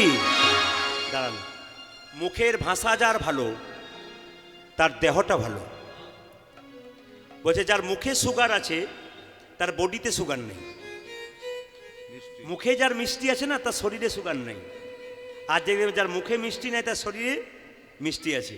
কেন বলে দিই, রামকৃষ্ণ পরমহংসদেব বলছে যদি তোর বাড়ি কেউ যায়, দুটো মিষ্টি যদি খেতে না দিতে পারিস, দুটো মিষ্টি কথা অন্তত তাকে বলিস। এটা কিন্তু মাথায় রাখবেন, খুব দামি কথা। কি মেসেজটা ধরে রাখবেন আপনারা নিজেরা। বলছে যদি তোর বাড়ি কেউ যায়, দুটো মিষ্টি নাইবা দিতে পারিস, দুটো মিষ্টি কথা অন্তত বলিস। আপনি যদি ভালো কথা বলেন তাহলে আপনি জগতে গুরু বনে যেতে পারেন। এই যে এই মুখটাতে আপনি খারাপ হতে পারেন, আবার এই মুখটাতে ভালো হতে পারেন। কেমন? আচ্ছা বলুন তো মায়েরা, আমাদের এখানে দাঁত কটা থাকে জোরে বলুন? সব ডাক্তারি পড়তেন নাকি? সবাই 32 বলে ফেললেন। আর যার বয়স হয়েছে তার কটা আছে গুনে দেখবেন তো। এইদিকে 32টা থাকে, এইদিকে দাঁত কটা থাকে? 32টা। তো একদিন 32টা দাঁত জীবকে বলছে, এই জীব বলে কি আমরা 32 জন, তুই একা ইচ্ছা করলে টুকরো করে কেটে 32 টুকরো করে দেবো। কে বলছে? দাঁত বলছে জীবকে, ইচ্ছা করলে 32 টুকরো করে কেটে তোকে ফেলে দেবো। জীব তখন বলছে দাঁত বেশি বাড়াবাড়ি করিস না, তোরা 32 জন হতে পারিস, আমি একাই হতে পারি। এমন একটা কাজ করে দেবো 32 জন এখানে থাকবি না। বলছে কীরকম? রাস্তা দিয়ে পেরিয়ে যাব, কোনো একজন লোক পেরিয়ে যাবেন, এমন একটা খারাপ কথা বলে দেবো, মানে এক চড়েই 32 জন ঝরে পড়ে যাবে। এই যে নিবেদন আপনাদের কাছে, এই মুখে ভালো কথা বলা যায়, মানুষকে কাছে আনা যায়, আবার এই মুখে আমার একটা বাজে কথা বলে দেবেন, মানুষ দেখবেন আপনার কাছ থেকে দূরে সরে যাবে। ওই জন্য বাবা মুখটাতেই সব আছে, কিছু দিতে পারেন না পারেন, মুখের ভালোবাসা যদি দিতে পারেন আপনি জগতে গুরু বনে যেতে পারেন। আপনার ভালোবাসাতে মানুষ আপনার, মহাপ্রভু কি টাকা পয়সা দিয়েছিল? মহাপ্রভু জীবকে টাকা পয়সা দিয়েছিল? কি দিয়েছিল যার জন্য আপনার পাগলের মতো ঠান্ডা দিনে ছুটে এলেন? এমন জিনিস দিয়েছে যে আপনার পাগলা হয়ে এখানে ছুটে এসছেন। সেই পাগল যদি কেউ হতে পারে, একমাত্র গৌর গোবিন্দের কৃপা তার হতে পারে। এই জন্য আপনাদেরকে বলে যাই, হরে কৃষ্ণ, আজকে যখন বৃন্দেবতী গোবিন্দকে আনতে হবে তার আগে বলি, আপনারা বাড়িতে বাড়িতে একটা করে তুলসী মন্দির রাখবেন। যার বাড়িতে তুলসী মন্দির তার বাড়িটা ভগবানের বাড়ি, আর যার বাড়িতে তুলসীর মন্দির নেই তার বাড়িটা জমের বাড়ি। ও মাইরা, তুলসী মন্দির, এই যে একটা কিছু দেখলেই এখন কি হয় বলুন তো, একটা কিছু দেখবেন ওইদিকে নজর যায়। কীর্তন শুনতে গেলে এদিকে তাকাতে হবে। কি? বাড়িতে বাড়িতে যা তুলসী মন্দির তার ভগবানের বাড়ি, যা তুলসী মন্দির নাই তার জমের বাড়ি। বলবেন প্রদীপবাবু আমাদের প্রত্যেকের বাড়িতে আছে, আপনার ভুল করেছেন, সেগুলো বলে দেবো। তুলসী মন্দিরে দুটো গাছ রাখতে হয়, একটা রাধা একটা কৃষ্ণ। যার বাড়িতে তুলসী গাছ দেখবেন দিনের পর দিন ফেঁপে উঠছে, দেখবেন তার গাড়ি বাড়ি টাকা পয়সা হোক আর না হোক, শান্তি দেখবেন দিনের পর দিন উঠছে। আর যার বাড়িতে প্রচুর গাড়ি বাড়ি টাকা পয়সা ধন দৌলত, কিন্তু তুলসী গাছটা শুকিয়ে শুকিয়ে মরছে, জানবেন ওর টেনশন বাড়ছে, রোগ বাড়ছে, কষ্ট বাড়ছে। তুলসী গাছকে যত্ন করে রাখুন, দেখবেন আপনার শান্তি সুখের আশ্রয় হয়ে যাবে। কৃষ্ণ প্রেয়সী তুলসী। এই দিকে তাকাবেন, তুলসী গাছে জল দেবেন আপনারা, ভিজে কাপড়ে দেবেন না। অনেকেই দেখবেন ভিজে কাপড়ে দেয়, এই ভুলটা আপনারা কেউ করবেন না। তুলসী গাছে জল ভিজে কাপড়ে দেবেন না কেন মা, দাদা ভাইরা দেবেন না কেন? না, ভিজে কাপড়ে দিলে কাপড়ের জল পায়ে পড়বে, সেই পায়ের জল মন্দিরে পড়বে, আপনার মঙ্গলে বদলে অমঙ্গল হয়ে যাবে। দাদা ভাইরা শুকনো গামছা কিংবা ধুতি পরে স্নান করে একটু তুলসী গাছে জল দেবেন। মায়েরা লাল পেরে সাদা কাপড় পরলে খুব ভালো হয়, একটু তুলসী গাছে জল দেবেন গলায় কাপড়টা নিয়ে। কেন বলুন তো? গলায় কাপড় নিয়ে দেবেন কেন? যেমন যার বাড়িতে শ্রাদ্ধ হচ্ছে, যিনি চলে গেছেন তার ছেলেরা যখন ভোজ হয়, এটা আমাদের বীরভূমে নিয়ম আছে, ধরুন যারা ভোজ খেতে এসছে না, তাদের কাছে ছেলে গিয়ে গলায় কাপড় দিয়ে গামছা দিয়ে বলবে সেবা ভালো হয়েছে তো। তার মানে কি বলুন তো, এইটা নেওয়া মানে বিনয়ী ভাব। দেখবেন যত বৈষ্ণবরা কীর্তন শুনতে আসে, বৈষ্ণবদের গলায় দেখবেন এটা থাকে। মায়েরা দেখবেন যে জল দেন, এটা গলায় নেন কেন বলতো? গলায় দেওয়া মানে কি, তার বিনয়ী ভাব হয়ে যাওয়া। ওই জন্য একটা গলায় কাপড় বা গামছা আপনারা দেবেন, তাহলে বিনয়ী ভাব হয়ে যাবে। এইবার বলি, তুলসী গাছে জল দেবেন কিন্তু পশ্চিম দিকে মুখ করে দেবেন না। তুলসী পাতা তুলবেন কিন্তু পশ্চিম দিকে মুখ করে তুলবেন না। প্রশ্ন করবেন, ওইদিকে মুসলমান ভাইরা নামাজ পড়ে, দিকে আল্লাহ নেই, ওদের শাস্ত্র বলছে ওইদিকে কাবা মসজিদ আছে, ওটাকে লক্ষ্য করে নামাজ পড়ে। আর হিন্দুদের জন্য বললো পূর্ব দিকে সূর্যদেব উদয় হয়, সূর্যকে পিছু করে হিন্দু কোনো ভালো কাজ করবে না। মাথায় রাখবেন, সূর্যদেব পূর্ব দিকে উদয় হয়, সূর্যকে পিছু করে হিন্দু কোনো ভালো কাজ করবে না। মায়েরা তুলসী পাতা তুলতে তুলতে পাতা বা গাছের ডাল যদি ভুল করে ভেঙে যায়, সেদিন কৃষ্ণের শরীরে আঘাত করা। এত সোজা নয়। আপনার বাড়িতে তুলসী গাছটা আছে, আপনি ছিঁড়ে নিয়ে নিলেন আর তুলে নিলেন, ভাবলেন যে আমার লাভ হয়ে গেল, ভুল। আপনাকে সেই কাজটা নিয়মে করতে হবে, ধর্মের কাজটা খুব খুব হিসাব করে করতে হবে, নইলে ঠকতে হবে। তুলসী গাছে যখন পাতা তুলবেন মা, মাথায় রাখবেন পাতা বা গাছের ডাল যেন ভেঙে না যায়, ভেঙে গেলে কিন্তু কৃষ্ণের অঙ্গে আঘাত করা হয়। তবে হ্যাঁ, পাতা তুলতে তুলতে ভাঙতেই পারে, তাহলে আপনি কি করবেন, হরে কৃষ্ণ মহামন্ত্র নাম করতে করতে পাতাটা তুলবেন, আপনার কাজে লেগে যাবে। তবে এখানে একটা তত্ত্ব বলে রাখি, হরে কৃষ্ণ মহামন্ত্র নামটা কিন্তু আসল নাম, আর বাকি নাম নকল নাম, সস্তা নাম। সস্তা নাম কাকে বলে? কিছু কিছু গুরুদেব আছে দেখবেন বলে কালী নাম করবি, দুর্গার নাম করবি, কৃষ্ণ নাম না করলে উদ্ধার হয়ে যাবে। এই কালী নাম দুর্গা নাম করলে এটাকে সস্তা নাম বলা হয়। আর হরে কৃষ্ণ মহামন্ত্রটা হলো দামি নাম। বলবেন কীরকম? এইদিকে দেখান। বাড়িতে যদি বাবা বেঁচে থাকে, বাবাকে যদি নিমন্ত্রণ পত্র দেওয়া হয়, তাহলে ছেলে বৌমাকে নতুন করে নিমন্ত্রণ পত্র দিতে হয় না। কেন? বাবাকে নিমন্ত্রণ পত্র দিলে ছেলে বৌমার কাছে নিমন্ত্রণ পত্র আপনা আপনি চলে যায়। ভগবান কৃষ্ণের চরণে প্রণাম জানালে অন্য দেবতাকে প্রণাম করতে হয় না, প্রণাম আপনা আপনি অন্য বল দেবতা। হরি বল। আরে বাবা, গাছের গোড়াতে জল দিলে ডালপালাতে সাপ্লাই হয়ে যায়, মুখে খেলে যেমন অল বডির কাজ হয়, ঠিক সেরকম আপনারা গাছের গোড়াতে দেবেন, ডালপালা শাখা পোশাকা ভালো হবে। এইদিকে মন দিয়ে শুনুন। আপনার সস্তা নাম করবেন না, তাহলে আপনারা বলবেন আমরা যে লক্ষ্মী পুজো করি, সোমবার দিন লক্ষ্মী পুজো করেন, তাহলে আপনার লক্ষ্মী পুজো করার সময় কি বলেন? সব তো সোমবার দিন করেন নাকি? আমি যখন ফাঁকে বেরিয়ে গেলাম সোমবার দিন লক্ষ্মী পুজো করেন, তখন তুই চাই বলো আমি সব দেখে নিয়েছি, তা তো হ্যাঁ বলছে। বৃহস্পতিবার দিন করেন না, তখন কি বলেন? এসো মা লক্ষ্মী, বসো মা ঘরে, আমার ঘরে থাকো মা অন্ধকার করে, নাকি? আচ্ছা আলো করে, বেশ, বাচ্চাগুলো বলছে আলো করে, আমি ভুলে যাই মাঝে মাঝে। এইদিকে মায়েরা, তা লক্ষ্মী পুজো করবেন না, কালী পুজো করবেন না, আপনার হরে কৃষ্ণ নাম করবেন, অন্য দেবতার নাম না করলে হবে। এইদিকে দেখান, হরে কৃষ্ণ নাম বাদ দিয়ে অন্য নাম করলে কি হবে? কম দামে কিনে মোজা, বাড়ি ফিরে গেল সোজা, কিছুতে ঢোকে না হাতে, তাই শেষে পস্তানা। কম দামের জিনিস কিনবেন না, দামি হরিনাম কিনবেন। এখানে হরিনাম কিনতে এসছেন দামি। যেমন আমরা একবার ট্রেনে আসামে গান করতে যাচ্ছিলাম, আসাম গরমকালের দিনে 2 বছর আগে। তো এদিকে তাকাবেন, তো ট্রেনের মধ্যে আছি, প্রচণ্ড গরম, বৈশাখ মাস। যখন যাচ্ছিলাম একজন ফেরিওয়ালা বলছে, দাদা পাখা নেবেন? বললাম হ্যাঁ নেবো। কত করে দাম? বলে সস্তা পাখা, 10 টাকা দাম, চিরদিন চলবে। আমি তো চমকে গেলাম, 10 টাকা দিয়ে চিরদিন চলে, তাহলে নিয়ে নি। ভাই 10 টাকা করে বের করতো। মায়েরা 10 টাকা করে বের করেছি, একটি পাখা আমাকে দিয়েছে, বলছি দাদা এই পাখাটা নেন, দেখবেন সারা জীবন চলবে, ভাঙবেই না। আমি 2 বার ঘুরিয়েছি আর পাখার কাঠি ছেড়ে পালিয়ে গেছি। যখনই পালিয়ে এই যে আমি জিজ্ঞেস করলাম, ভাই ফেরিওয়ালা? বলে কি? এই যে পাখাটা দিলে আর একটু পরে পাখার কাঠি ছেড়ে করে চলে গেল, তুমি যে বলে সারা জীবন চলবে। ফেরিওয়ালা তখন বলছে, সস্তা পাখা কিনবেন আর ব্যবহারের নিয়ম জানবেন না। বললাম বুঝলাম না। সস্তা পাখার ব্যবহারের নিয়ম আছে। বলে কীরকম? বলছে পাখা তো ঘোরান, কিন্তু পাখাটা ধরবেন, মাথাটা ঘোরাবেন, দেখবেন পাখা আপনার ভাঙবে না। কি বলেছে বলুন তো? বলছে পাখাটা ধরবেন, মাথাটা ঘোরাবেন, পাখা ভাঙবে না। খুব দামি কথা বলেছে। আর সস্তা নাম করলে জীবনে কোনোদিন উন্নতি হবে না, দামি নাম করুন, লাভ আছে। এই দিকে দেখান, তুলসী মন্দিরে আপনি পাতা তুলবেন, কিন্তু পাতাটা তোলার পর প্রদক্ষিণ করবেন তুলসী মন্দির কবার। আপনার কবার তুলসী মন্দির প্রদক্ষিণ করেন? ঘোরেন কবার? আপনার 3 বার করেন। শাস্ত্র বলছে 3 বার নয় 4 বার। 4 বার প্রদক্ষিণ করবেন। কোন দিক থেকে করবেন? বাঁ দিক থেকে না ডান দিক থেকে? সব সময় ডান দিক থেকে প্রদক্ষিণ করতে হয়। কেউ বাঁ দিক থেকে করবেন না, মাথায় রাখবেন ডান দিক থেকে। তুলসী পাতা কি বার তুলতে নেই বলবো না, বাদ দিয়ে দেবো। আরেকবার বায়না করবেন, বলে দিয়ে যাবো, আজকে বলবো। আচ্ছা তুলসী পাতা কি বার তুলবেন না? আমার দিকে তাকান। অমাবস্যার দিন তুলবেন না, পূর্ণিমার দিন তুলবেন না, সংক্রান্তির দিন তুলবেন না, রবিবার দিন তুলবেন না, দ্বাদশীর দিন তুলবেন না। কি বললাম? অমাবস্যা, পূর্ণিমা, সংক্রান্তি, রবিবার আর দ্বাদশী, এই 5টা দিন তুলবেন না। প্রশ্ন করবেন, আমরা প্রত্যেক দিন গোবিন্দের পায়ে তুলসী পত্র দিই, তাহলে সেই দিন কি করব? আগের দিন তুলে পাত্রে জলে ভিজিয়ে রাখবেন। যদি ভুলে যান তাহলে কি করবেন? তাহলে কি সেদিন দিতে পাবেন না? পাবেন। কি যদি কোনোদিন ভুলে যান, তাহলে তুলসী গাছের নিচে যে পাতাগুলো রয়েছে না, ওই পাতাগুলো মরা হোক আর শুকনো হোক গোবিন্দের চরণে দিতে পারেন। এবার দেখুন, পঞ্চতত্ত্বের ছবি দেখেছেন? মহাপ্রভু, নিত্যানন্দ, অদ্বৈত, শ্রীবাস, গদাধর, এই 5 জনকে দেখেছেন। আচ্ছা বলুন তো, কার চরণে তুলসীপত্র দেবেন, কার চরণে দেবেন না? বলছে মহাপ্রভুর চরণে দেবেন। কেন? ব্রজেন্দ্র নন্দন যেই শচীসুত হলো সেই, বলরাম হইল নিতাই। ব্রজেন্দ্র কৃষ্ণ যদি গৌর হয়, তাহলে মহাপ্রভুর চরণে তুলসীপত্র দেবেন। এইদিকে নিত্যানন্দের চরণে দেবেন, বলরাম। আর অদ্বৈতের চরণে দেবেন কেন? মহাবিষ্ণুর অবতার। আর দেবেন না কার চরণে? শ্রীবাসের চরণে। কেন? উনি নারদ, ভক্তি তত্ত্ব, ওনার চরণে চলবে না। আর দেবেন না গদাধরকে। কেন? উনি শক্তি তত্ত্ব, রাধা তত্ত্ব, ওকে দেওয়া চলবে না। কৃষ্ণ রাধা যুগলে থাকলে আপনি রাধার হাতে তুলসীপত্র দেবেন, কৃষ্ণের পায়ে দেবেন। কেন? রাধা কৃষ্ণের পায়ে তুলসীপত্র দেবে।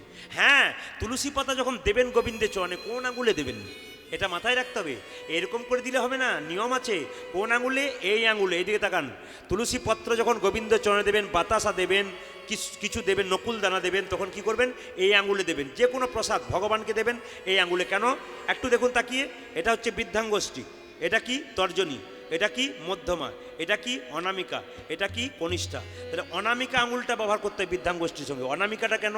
যার কোনো নাম নাই তার জন্যে না, না, এই আঙুলটা ব্যবহার করবেন কেন? এই আঙুলটা ভগবানের আঙুল। প্রশ্ন করবেন কি করে ভগবানের আঙুল? যারা যারা গুরুমন্ত্র নিয়েছেন তারা ভেবে দেখুন, যখন গুরুমন্ত্র ভজনা করেন কোন আঙুল থেকে শুরু হয়? জোরে বলুন, কোন আঙুল থেকে শুরু হয়? যারা গুরুমন্ত্র নিচ্ছেন তাদের দেখবেন সবসময় এই আঙুল থেকে শুরু হয়। তার মানে এটা হচ্ছে ভগবানের আঙুল। তাই তুলসী পত্র দেবেন, যে কোনো জিনিস দেবেন সবসময় এই আঙুলে দেবেন। প্রণাম করে বিন্দে যখন গোবিন্দ আনতে যাচ্ছি এই দিয়ে তাকাবেন গোবিন্দ। আচ্ছা বাবা, কিছু মনে করবেন না, শুভ কাজে বেরোলে কিছু ভালো জিনিস দেখলে যাত্রা শুভ হয়। কি কি বলুন তো? ঘর থেকে বেরোনোর সময় পূর্ণ কলসির জল দেখলে যাত্রা খারাপ হয় না ভালো হয়? জোরে বলুন। ভালো হয় নাকি? আচ্ছা এই দিয়ে তাকান, ঘর থেকে বেরোলে পূর্ণ কলসির জল দেখলে যাত্রা ভালো হয়। আর কি দেখলে ভালো হয়? তত্ত্বগুলো কি বলছে দেখুন। শুকনো নদী শুকনো না, শুকনো ডালে ডাকে কা, পথে যদি দেখো মুকুন্দ চাপা, এক পা না বাড়াও বাপা। তার মানে কি? তত্ত্বটা ভেঙে দিই। আগেকার প্রাচীন মানুষের কথা। শুকনো ডালে যদি কাক ডাকে কোথাও বেরোচ্ছেন তখন আপনার যাত্রা ভালো হবে না। সামনে নদী, শুকনো নৌকা, জলে নাই, নদীর নৌকাটা শুকনো তো আছে, ওই নৌকা দেখলে যাত্রা খারাপ হয়। শুকনো নদী শুকনো না, শুকনো ডালে ডাকে কা, আর পথে যদি দেখো মুকুন্দ চাপা। মুকুন্দ চাপা মানে কি? যে মানুষের দাড়ি গোপ হয় না তাকে মুকুন্দ চাপা বলা হয়। তার মুখ দেখলে যাত্রা ভালো হয় না। এখানে যে কেউ থাকে বলবে বেটা সব ভালো করলো, আমার নামে বদনাম করে দিয়ে গেল। না না, এটা পুরাতন আমলের কথা। এই দিয়ে তাকান, পথে যদি আর কি বলছে, ঘর হতে বাহিরি আতে, ও চালো ঠেকিল মাথে, হাঁচি জেঠি না মানিলাম বাঁধা। ঘর থেকে বেরোনোর সময় ঘরের চালটা যদি থেকে যায় একটু বসতে হয়। এখন আর চাল নাই, সব দালান, ওটার অসুবিধা নেই। তাই কি বলছে? হাঁচি জেঠি না মানিলাম বাধা। ঘর থেকে বেরোচ্ছেন, কেউ হ্যাঁচ করে হেঁচে দিল, 1 মিনিট নয়, হাফ মিনিটও বসে একটু জল খেয়ে বেরোতে হয়। এ নিয়ম, এগুলো মানতে হয় না, ঠকতে হয়। আর কি হাঁচি জেঠি না মানিলাম বাধা। আর কি বলছে? ঘর থেকে বেরোনোর সময় ডান দিকে গাভী আর ডান দিকে ব্রাহ্মণ দেখলে যাত্রা ভালো হয়। কেন ব্রাহ্মণকে দেখলে ভালো হয়? কেন? জাতির শ্রেষ্ঠ ব্রাহ্মণ ভগবানের পুজো করে, এই জন্যে ব্রাহ্মণকে দেখলে যাত্রা ভালো হয়। আর কি? গাভী, গাভী দেখলে যাত্রা ভালো হয়। কেন?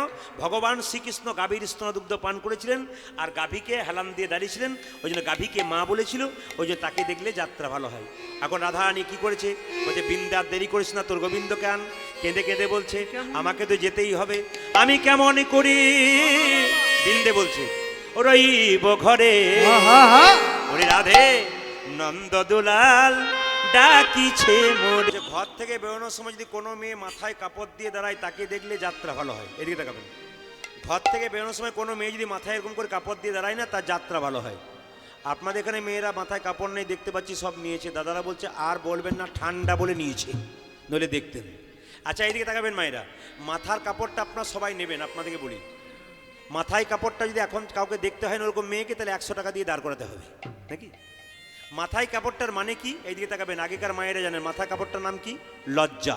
হরে কৃষ্ণ। মাথার কাপড়টার নাম জোরে বলুন, কি নাম? লজ্জা। যে মায়ের লজ্জাটা থাকবে না, তার ছেলে যখন রাস্তায় খেলা করবে লোককে গালাগাল দেবে, লোকে বলবে তোর মায়েরই লজ্জা নেই তো তোর লজ্জা থাকবে কি? এটার নাম কি? সভ্যতা। যে মেয়েরা সভ্য হয় সে মেয়েরা মাথায় কাপড় নেই।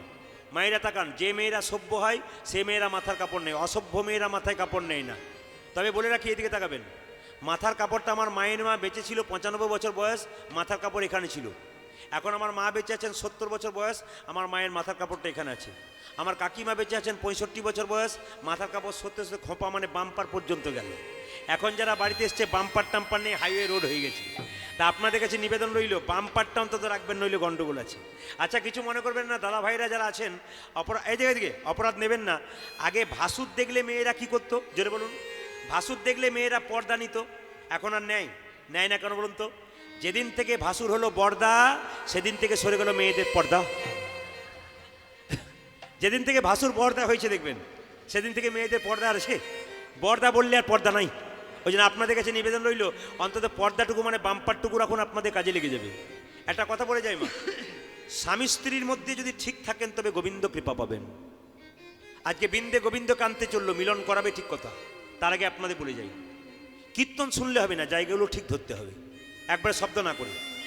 এত সুন্দর বাচ্চাগুলো কীর্তন শুনছে, মাথায় রাখবেন কথাগুলো, খুব দামি কথা, যে স্বামী স্ত্রীর মধ্যে যদি ঠিক মতো মিল ভাব থাকে, গোবিন্দ তার বাড়িতে আসে। এখন তার বড় সংসার না, এখন তো 2.5 জনের সংসার। স্বামী স্ত্রী একটা বাচ্চা ছিল, আড়াইজন হচ্ছে না, এখন আড়াইজনের সংসার। এত ছোট সংসার তাও সুখ নাই। আগে দেখবেন বিরাট বড় পরিবার থাকতো, দেখতেন সুখে থাকতো, শাক ভাত ডাল ভাত খেয়েও। আর এখন এত খাচ্ছে তবু সুখ নাই, খালি গন্ডগোল চলছে। চলছে তার কারণ আছে। আপনারা ঝগড়া করবেন না। সুখী দম্পতি কারা? সুখী স্বামী স্ত্রী কারা? সুখী দম্পতি কারা? পণ্ডিত কি বললো দেখুন, কারা সুখী দম্পতি? যার স্ত্রী বোবা আর যার স্বামী কালা, ওদের নাই কোনো জ্বালা।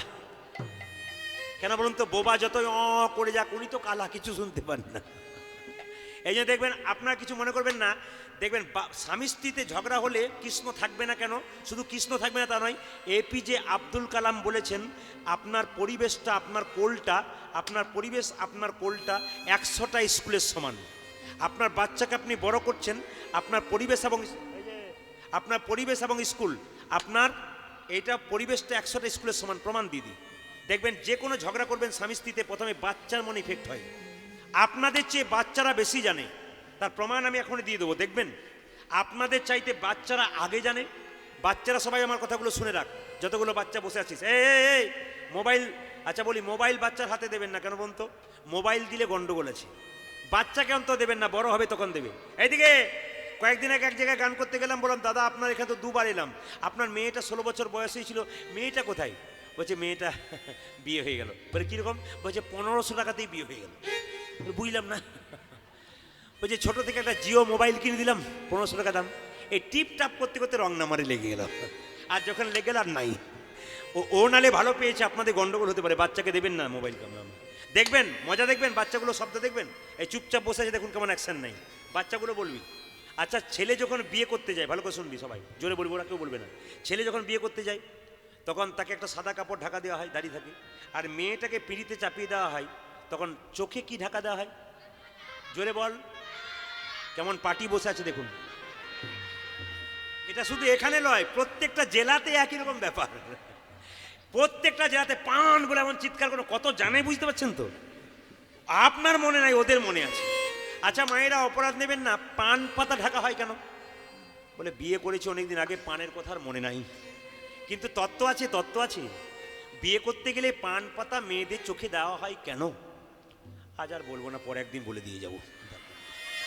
আজকে বলবো। দেখুন বাচ্চাগুলো বলছে বলো বলো বলো। ও মায়েরা, পান হচ্ছে যোগ মায়া। এদিকে শাস্ত্র কি বলছে? এদিকে তাকান, এদিকে। পান হচ্ছে যোগ মায়া। তার মানে কি? পানটা প্রথমে মেয়েটা নেয়, পানটা সরিয়ে স্বামীর মুখ দেখে, পানটা সরালো মানে যোগ মায়া। পান হলো যোগ মায়া, মানে পানটা সরিয়ে স্বামী স্ত্রীর মধ্যে একটা মায়ার যোগ হয়ে গেল। এই গানটি আমি পরশু তারিখে গাইছিলাম বাগনান, হাওড়াতে। যার বাড়িতে বাসা ছিলাম, বয়স্ক লোক, তিনি কাকাবাবু, তিনি গানটা শোনার পর শেষে বলেন, বাবা তুমি সব কথা ভালো বললে, একটি গন্ডগোল করলে। বলে কেন? তুমি যে বলে পান সরালে মায়া হয়, আমার 3টে ছেলে 3টে বউ, মায়ায় নাই, খালি ঝগড়া করছে। বললাম কাকাবাবু, মায়া থাকবে কি করে? বলে কেন? পান সরানোর আগে কতবার রাস্তাতে দেখা হয়ে যাচ্ছে, মায়া থাকবে কি? এই জন্য মায়া নাই। হ্যাঁ বলে রাখি, বাচ্চাদের মনে ইফেক্ট হয় আসতে। স্বামী স্ত্রীর মধ্যে কোনোদিন ঝগড়া চলবে না, যদি চলে তাহলে গোপনে, কিন্তু বাচ্চারা যেন জানতে না পারে। আমার দিকে তাকাবেন, কীর্তন শুনলে হবে না, বাস্তবকে লক্ষ্য করে গাইতে হবে। কেন? আপনার জীবন সুন্দর হবে। বলে রাখি, স্বামী স্ত্রীর মধ্যে ঝগড়া হবে না, আমি দুটো জিনিস শিখিয়ে দেবো, একটা ভাগবতের কথা, একটা বাস্তব কথা। প্রথমে বাস্তব কথা বলি। একটা বাড়িতে স্বামী স্ত্রী খুব ঝগড়া করে, পাড়ার মেয়েরা চিৎকার করে বলে, এই যে তোমরা দুজন যা ঝগড়া করছো, তোমাদের ছেলেগুলো তো নষ্ট হলো, আমাদের বাচ্চাগুলো নষ্ট। দেখো বাবু, ঝগড়া করো না। স্বামী স্ত্রীতে বললো, দেখো আমাদের ঝগড়া করা একটা টেন্ডেন্সি হয়ে গেছে, ঝগড়া আমরা করছি, তো কি করলে ঝগড়া বন্ধ হবে?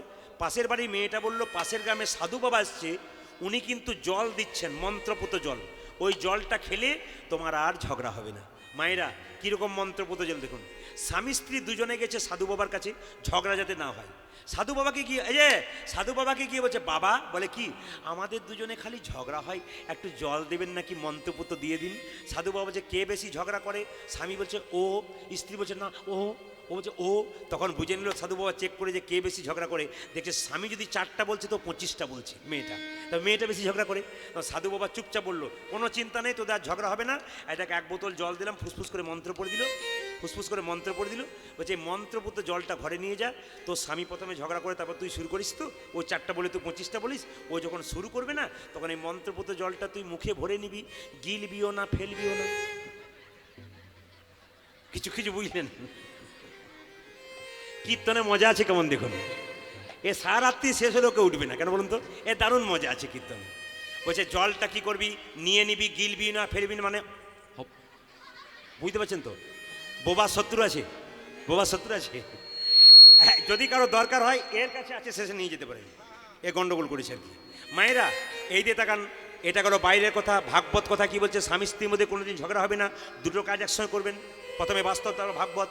ভাগবতীয় কথা বললো, স্বামী স্ত্রীর মধ্যে ঝগড়া হবে না, দুটো কাজ কি কি বলছে, স্বামী যদি বেলা 3টেই খায়, স্ত্রী তাকে দেবে তারপর খাবে।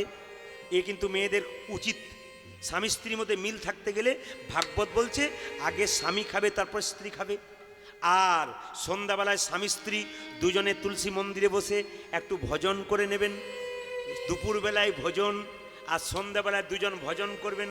আপনার স্বামী স্ত্রীতে ভজন করবেন, তা আপনার বাচ্চা শিখবে। আপনি তালি দিয়ে কীর্তন করবেন, স্বামী তালি দিয়ে সন্ধ্যাবেলায় কীর্তন করবে। বাচ্চাটাও দেখবেন আপনার পাশে ঘুরঘুর ঘুরঘুর করবে। আর আপনার দুজনে ঝগড়া করলেও ও দেখবে পাড়া প্রতিবেশী ছেলেদের সঙ্গে ঝগড়া শুরু করবে। আপনি যেমন করবেন সেরকম হয়ে যাবে বাবা। এই জন্য লক্ষ্য করুন, আজকে বিন্দেরুতি গোবিন্দকে আনতে যাচ্ছে, আর আনতে গিয়ে কী করলো, হঠাৎ যখন দেখতে পাচ্ছে মথুরা রমণীরা জল নিতে এসছে, বিন্দে তো ছেঁড়া কাপড় পরে গেছে, নোংরা কাপড় পরে গেছে, যেন চিনতে না পারে গোবিন্দ। বিন্দে যখন গেছে মথুরা রমণীদেরকে দেখতে পেয়ে বলছে, এই শুনছ, মানে ওখানে যে রাজা কৃষ্ণ, তার কাছে যেতে গেলে তো মাধ্যম চাই। যেমন আপনাদের গ্রামে যখন এলাম, আমি জিজ্ঞেস করলাম এই গ্রামটার নাম কি জানো, যেটা বলুন। হ্যাঁ হ্যাঁ, বিকর্ণনগর। বিকর্ণনগর না বিকর্ণনগর, বিকর্ণনগর, বয়সী কয়কার দন্তন্য, বিকর্ণনগর। বিকর্ণনগর, কিন্তু পোস্টারে দেখলাম বিকর্ণনগর নয়, বিকর্ণনগর লেখা আছে। দেখবেন কোনে পোস্টারে বয়াসী কয়কার দন্তন্য বিকর্ণ। যাই আমি দেখেছি, ঠিক দুটোই হয়। তো আমি বিকর্ণনগর যখন এলাম, বললাম ভাই এইটা কি বিকর্ণনগর? তখন বললো হ্যাঁ। আর আমি যদি এটা কি বিকর্ণনগর, তাহলে অসুবিধা হচ্ছে। তাহলে মাধ্যম চাই। বিন্দে কোথায় গেল গোবিন্দ কান্তে, মথুরার মেয়েদেরকে বলছে সই সই সই সই সই কই কই কই সই সই সই কই কই কই রাধে রাধে। ভগবান মনে মনে ভাবলেন, এ ডাক তো দ্বারকার ডাক নয়, তারকার ডাকি নয়, এটা আগে মথুরার ডাক নয়, মথুরার ডাকি নয়, এটা আগে মধুরসী বৃন্দাবনের ডাক। বৃন্দাবনে ডাক। যে আমায় এমন করে রাধা নাম শোনালি, সোনালি যে আমায় রাধা নাম শোনালি, সে যে আমায় বিনামূল্যে কিনে নিলি। কিনে নিলে। মায়েরা, আপনারা যারা এতক্ষণ ধরে কীর্তন শুনছে, মাথুর লীলার বড় বিখ্যাত বিখ্যাত কথা আছে, কথাগুলো শুনিয়ে দিই আপনাদের। একটু মন দিয়ে শুনুন, যারা জ্ঞানীজন আছেন, ভাইগুলো, বাচ্চারা যারা আছো, চুপচাপ একবার চুপচাপ শোনো। বিন্দেরুতি মাথায় কাপড় নিয়ে যখন দাঁড়িয়ে আছে, গোবিন্দ তখন জিজ্ঞেস করছে কে তুমি? বিন্দে তখন চুপ করে আছে। একই একই একই, এই যে চুপ করে দাঁড়িয়েছো কেন? সঙ্গে সঙ্গে বিন্দে বলে উঠলো, আমি? আমাকে বলছেন? বলে হ্যাঁ। বিন্দেকে চিনতে পারছে না, কারণ বলুন তো, মাথায় কাপড়টা ঢাকা নিয়ে দাঁড়িয়ে আছে, আর ছেঁড়া কাপড় পরেছে, বিন্দেকে যেন চিনতে না পারে। ভগবান চিনতে পারছে না, ভগবান কে তুমি? তখন বিন্দে কি বলছে দেখুন, কি জানি দেশেতে কি জানি গ্রাম, কি জানি রাজার কি জানি নাম, কি জানি হয়তো কাহারও দাসী, এখানে এসে আমি সব ভুলে গেছি। এই যে কেমন প্যাঁচ দিচ্ছে দেখুন।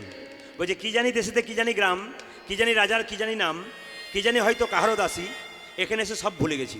ভগবান তখন বলছে, এক স্থান থেকে কেউ যদি যায় অন্য স্থানে, পূর্বের কথা কি তার নাহি থাকে মনে? এক জায়গা থেকে অন্য জায়গায় গেলে তার কি আগের কথা মনে থাকে না?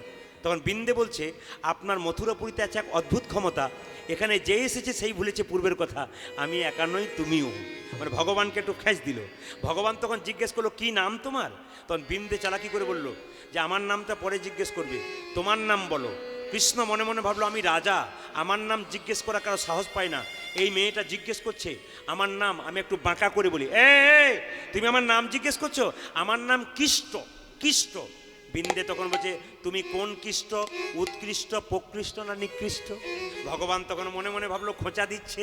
বিন্দে তখন বলছে, তোমার নাম কি? ভগবান বললো, না আমার নাম কৃষ্ণ নয়, আমার নাম কৃষ্ণ। বলছে, তুমি যদি কৃষ্ণ হবে, কৃষ্ণ তো জগৎময়, যেখানে খুঁজবো সেখানে পাবো, আজকে বৃন্দাবনে নাই কেন? সঙ্গে সঙ্গে বলছে, না আমার নাম কৃষ্ণ নয়, কৃষ্ণ নয়, আমার নাম মদন মোহন। বিন্দে বলল, রাধা বামে যতক্ষণ, কৃষ্ণ মদন মোহন, তোমার রাধা কই? সঙ্গে সঙ্গে গোবিন্দ মনে মনে ভাবছে, এ তো যেমন তেমন মেয়ে নয়, তোমাকে চিনতে পারছি না, তুমি কে? বিন্দে বলছে, কি করে চিনবে? ভিখারিনী বেশে থাকি, রাধা রানী কি, শ্যাম সুন্দর কি, এ জগতে কেউ কারো। খুশি হলাম আমি খুশি হলাম এই জন্যে, আপনার সবাই বুঝলেন, কিন্তু ছোট একটা বাচ্চা ছেলে, কত বয়স, খুব বেশি হলে 3 থেকে 4 বছর। আমি যখন বললাম এই জগতে কেউ কারো, তখন বাচ্চার বছর নয়। এই যে নয় বলে দিল, মানে ভেতরেও ঢুকে গেছে, এই জগতে কেউ কারো নয়। মায়ের এই জগতে কেউ কারো নয়। একটা প্রমাণ দিয়ে দেবো, ছোট্ট প্রমাণ দেখুন। এই জগতে কেউ কারো নয়। আপনার স্বামী আপনাকে ভালোবাসে, ভাবছেন খুব ভালোবাসে, না। কাকে ভালোবাসে? দেহের মধ্যে যতক্ষণ প্রাণ ততক্ষণ ভালোবাসাবাসি, প্রাণ চলে গেলে আর ভালোবাসা নাই। একবারে যুক্তির কথা।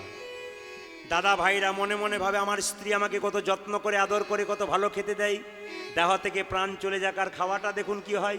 হরে কৃষ্ণ। এদিকে এই জগতে কতক্ষণ কুরুক্ষেত্রের যুদ্ধে কৃষ্ণ যতক্ষণ রথে ছিল, রথটা ভালো ছিল, রথ থেকে কৃষ্ণ নেমে গেল, রথটা দাও দাও করে জ্বলে গেল। তত্ত্বটা কি বললো দেখুন, দেহ রথের মধ্যে আত্মা কৃষ্ণ যতক্ষণ আছে ততক্ষণ দেহটাকে নিয়ে আমাদের খুব মাতামাতি। দেহ রথ থেকে আত্মা কৃষ্ণ যখন চলে যাবে, শ্মশান ঘাটের চিতাতে জ্বলিয়ে পড়ে ছাড়খাড় করে দেবে। মায়েরা দেখবেন টিভি টেলিভিশন দেখেন, যখন সিরিয়াল দেখেন, একটা ইন্টারেস্টিং সিরিয়াল দেখছেন, হঠাৎ কারেন্টটা চলে গেল, কি মনে হয় হাতের কাছে যা আছে ছুঁড়ে মারি। তত্ত্ব কি বলছে, টিভিটা তোমার, ফ্রিজটা তোমার, কারেন্টটা তো তোমার নয়। একটা লাখ টাকার টিভি থেকে কারেন্ট চলে গেলে ও যেমন টিভিটা ফাঁকা বাক্সের মতো পড়ে থাকে, দেহ টিভি থেকে আত্মা কারেন্ট চলে গেলে এটাও ফাঁকা বাক্সের মতো পড়ে থাকে। বলছে টিভি থেকে কারেন্ট চলে গেলে আবার কারেন্ট আসার সুযোগ আছে ভাই, কিন্তু দেহ টিভি থেকে আত্মা চলে গেলে আর আসার সুযোগ নাই। এইদিকে তাকাবেন মায়েরা, একজন স্বামী তার স্ত্রীর মধ্যে খুব ভালোবাসা। স্বামী 10 দিন বাইরের জন্য যায়, স্ত্রী কত যত্ন করে খাবার রাখে, 10 দিন পরে সে খাবে, ছপ্পর খাটে শোয়ায়, আদর করে। কিন্তু বলুন তো, সেই স্বামীর দেহ থেকে যেদিন প্রাণবায়ুটা বেরিয়ে যাবে সেদিনকে আর ছপ্পর খাটে শোয়াবেন? পাড়ার লোককে ডেকে বলবেন মরাটা বাস মরা হয়ে যাবে, নামিয়ে দে। অতীব সত্য কথা, একবার বাস্তব কথা। পাড়ার লোককে ডেকে বলবেন নামিয়ে দে, মরাটা বাস মরা হয়ে গেছে। আপনি ছপ্পর খাট থেকে দেহটাকে নিয়ে আসা করাবেন, তুলসী তলার কাঁচা মাটিতে কাঁচা বাঁশের মাচা তৈরি করে ছেঁড়া তালাই দিয়ে বেঁধে দেবেন খড়ের দড়ি দিয়ে। যে স্বামীকে এত যত্ন করতেন সেই স্বামীর দেহটা যখন হরি বলে বলে দেহ কাঁধে তুলল, তখন কি করবেন?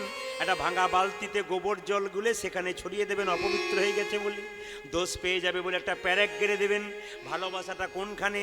যতক্ষণ প্রাণ ততক্ষণ, প্রাণ চলে গেলে নিতাই গৌর হরি বল। আপনাদের ধন্যবাদ জানাই, প্রণাম জানাই আপনাদের অনেক। এই জন্য প্রণাম জানাই যে আজকে রাত্রি 6:30 থেকে বসছেন, কিন্তু 10টা বেজে গেছে। আজকে 10টা বাজতে চললো, আর 2-4 মিনিট 5 মিনিট দেরি আছে। আপনাদের কাছে নিবেদন রইল যে 3.5 ঘন্টা ঠান্ডার দিনে বসে রইলেন, শুধু এখানে নয়, প্রত্যেক জায়গায় মানুষ এরকমই বসে থাকে, শেষ হয়ে যায় কিন্তু বুঝতে পারে না। তবে একটা ছোট্ট কথা বলে যাই, আপনার এত সুন্দর যখন বসে আছেন, তখন কীর্তন শুধুমাত্র কীর্তন নয়, কীর্তন জীব শিক্ষা বলে। কীর্তন মানুষের চৈতন্য পরিবর্তন হয়ে যায়। কীর্তন শুনে যদি মানুষের কোনো পরিবর্তন হয়ে যায় তবে তার লাভ আছে। অপরাধ নেবেন না, এদিকে তাকাবেন। ছোটো ছোটো বাচ্চাগুলো কীর্তন শোনে মোবাইলে, কেন বলুন তো? কি ভেতরে ঢুকে যায় আমি কিছু বুঝতে পারি না। এদের ভেতরে কিছু ঢুকছে। একটা ছোট্ট কথা বলে যায় আপনাদেরকে, এই সংসারে যারা কীর্তন শুনতে এসছেন সবার কাছে বলে যায়, পৃথিবীতে মা বাবাকে যে সম্মান না দেয় ভগবান সে হারায়। যে যেখানে কীর্তন শুনতে বসছেন, তিলক মালা নিয়ে ঘুরে বেড়ান, মা যদি খেতে না পায় আপনার ভগবান পাওয়া হবে না। কৃষ্ণ সুদামাকে বলেছিল, ওরে সুদামা, যতই তুই ভগবানকে ডাক, মা বাবা খাবার জন্য কেঁদে বেড়াচ্ছে আর তুই তিলক নিয়ে বেড়াচ্ছিস, ভগবান পাবি না। এই জগতে প্রথম গুরুকে পিতামাতা, যার থেকে জন্ম পেলি, তাকে যদি না ভালোবাসলি গোবিন্দ পাবি না। ভগবানের নিজের কথা। আপনি এবার কি করবেন, ব্যবহার করবেন না করবেন ভেবে দেখুন।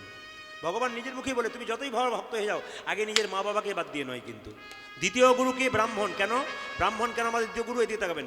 আচ্ছা, দ্বিতীয় গুরুকে ব্রাহ্মণ, যে আমাদের বেদকর্ম কুলধর্ম শেখায়, তিনি ব্রাহ্মণ। তবে কিছু মনে করবেন না বাবা, ব্রাহ্মণ আর বৈষ্ণবের মধ্যে বড় কে বলুন তো? আপনারা যতই বলুন না কেন, বৈষ্ণব বড়। কেন বলুন তো? দেখবেন ব্রাহ্মণকে কেউ প্রণাম করলে সে ঘুরে আর প্রণাম করে না, কিন্তু বৈষ্ণবকে প্রণাম করলে ঘুরে দেখবেন উনি একবার প্রণাম করবেন। এই নিয়ম। আপনি বৈষ্ণবকে প্রণাম জানান, দেখবেন উনি ঘুরে প্রণাম করবেন। মায়েরা, বৈষ্ণব কাকে বলে? আসতে ত্রিনাদপি শুনিচেন তররবি সহিষ্ণুনা অমানেন মান দেন কীর্তনীয় সদাহরি। এদিকে তাকাবেন, ব্যাখ্যা আছে প্রত্যেকটা জিনিসে। তিলক তুলসী মালা শিখাও কৌপিন, বৈভ্যাসে হরিনাম মুখে নিষেদিন। দেখুন, বাজার থেকে কাপড় কিনতে পাওয়া যায়, পরে নেবেন, বৈষ্ণব হবেন। বাজার থেকে মালা কিনতে পাওয়া যায়, পরে নেবেন, বৈষ্ণব হবেন না। আপনার বাইরেটা সাজালে হবে না, ভেতরটা সাজাতে হবে। অপরাধ নেবেন না যদি কেউ বাইরে সাজায় আর নোংরামি করে বেড়ায়, তবে সাজা নয়, ও সাজা মানে শাস্তি পেয়ে যাবে। ওই জন্য আপনাদের বলবো, ভগবানকে ডাকবেন 5 মিনিট ডাকবেন, কিন্তু পাক্কা ডাকবেন, কাঁচা ডাকবেন না। আপনার সময় নেই, আপনি 2 মিনিট ভগবানকে ডাকুন, কিন্তু পাক্কা পাকি ডাকুন, ওতে কোনো যেন ভুল না থাকে। যখন আপনি ভগবানে দেখবেন, অনেকে দেখবেন, কিছু মনে করবেন না, আমাদের ওইদিকে কথা বলছি, অনেকে দেখবেন মালার ঝোলা নিয়ে হাটে যায়, নিয়ে খালি দর কষাকষি করে, হরে কৃষ্ণ হরে কৃষ্ণ, এই মালাটাকে নিয়ে হরে কৃষ্ণ। আপনার বেগুনের দাম কত? বলে 25। হরে কৃষ্ণ। ওখানে 15, তোমার এখানে 25। হরে কৃষ্ণ। রইল তোমার বেগুন, দেখে একজন হরে কৃষ্ণ, তোমার একদিকে জপ করছে। একবার অসভ্য, একবার অনুচিত কাজ। মালা জপ করার সময় ওই মালা থইটাকে নিয়ে ঘুরে নেওয়া বলে নয়। মালা জপ করার সময় মালা মালার মধ্যে কোনো শব্দ হবে না। আপনি 5 মিনিট মালা জপ করবেন, কিন্তু বসে বসে করে তারপর আপনি জাগরণ করুন। আপনি ভগবানকে ডাকবেন, আপনার বেশি সময় দরকার নাই। আপনি 2 মিনিট বসুন, ভগবানকে দিন। ওই 2 মিনিটটা পাকা দেবেন, ওতে কোনো যেন নকল না থাকে, আসল থেকে যায়, ওইটা আপনার তোলা থাকবে।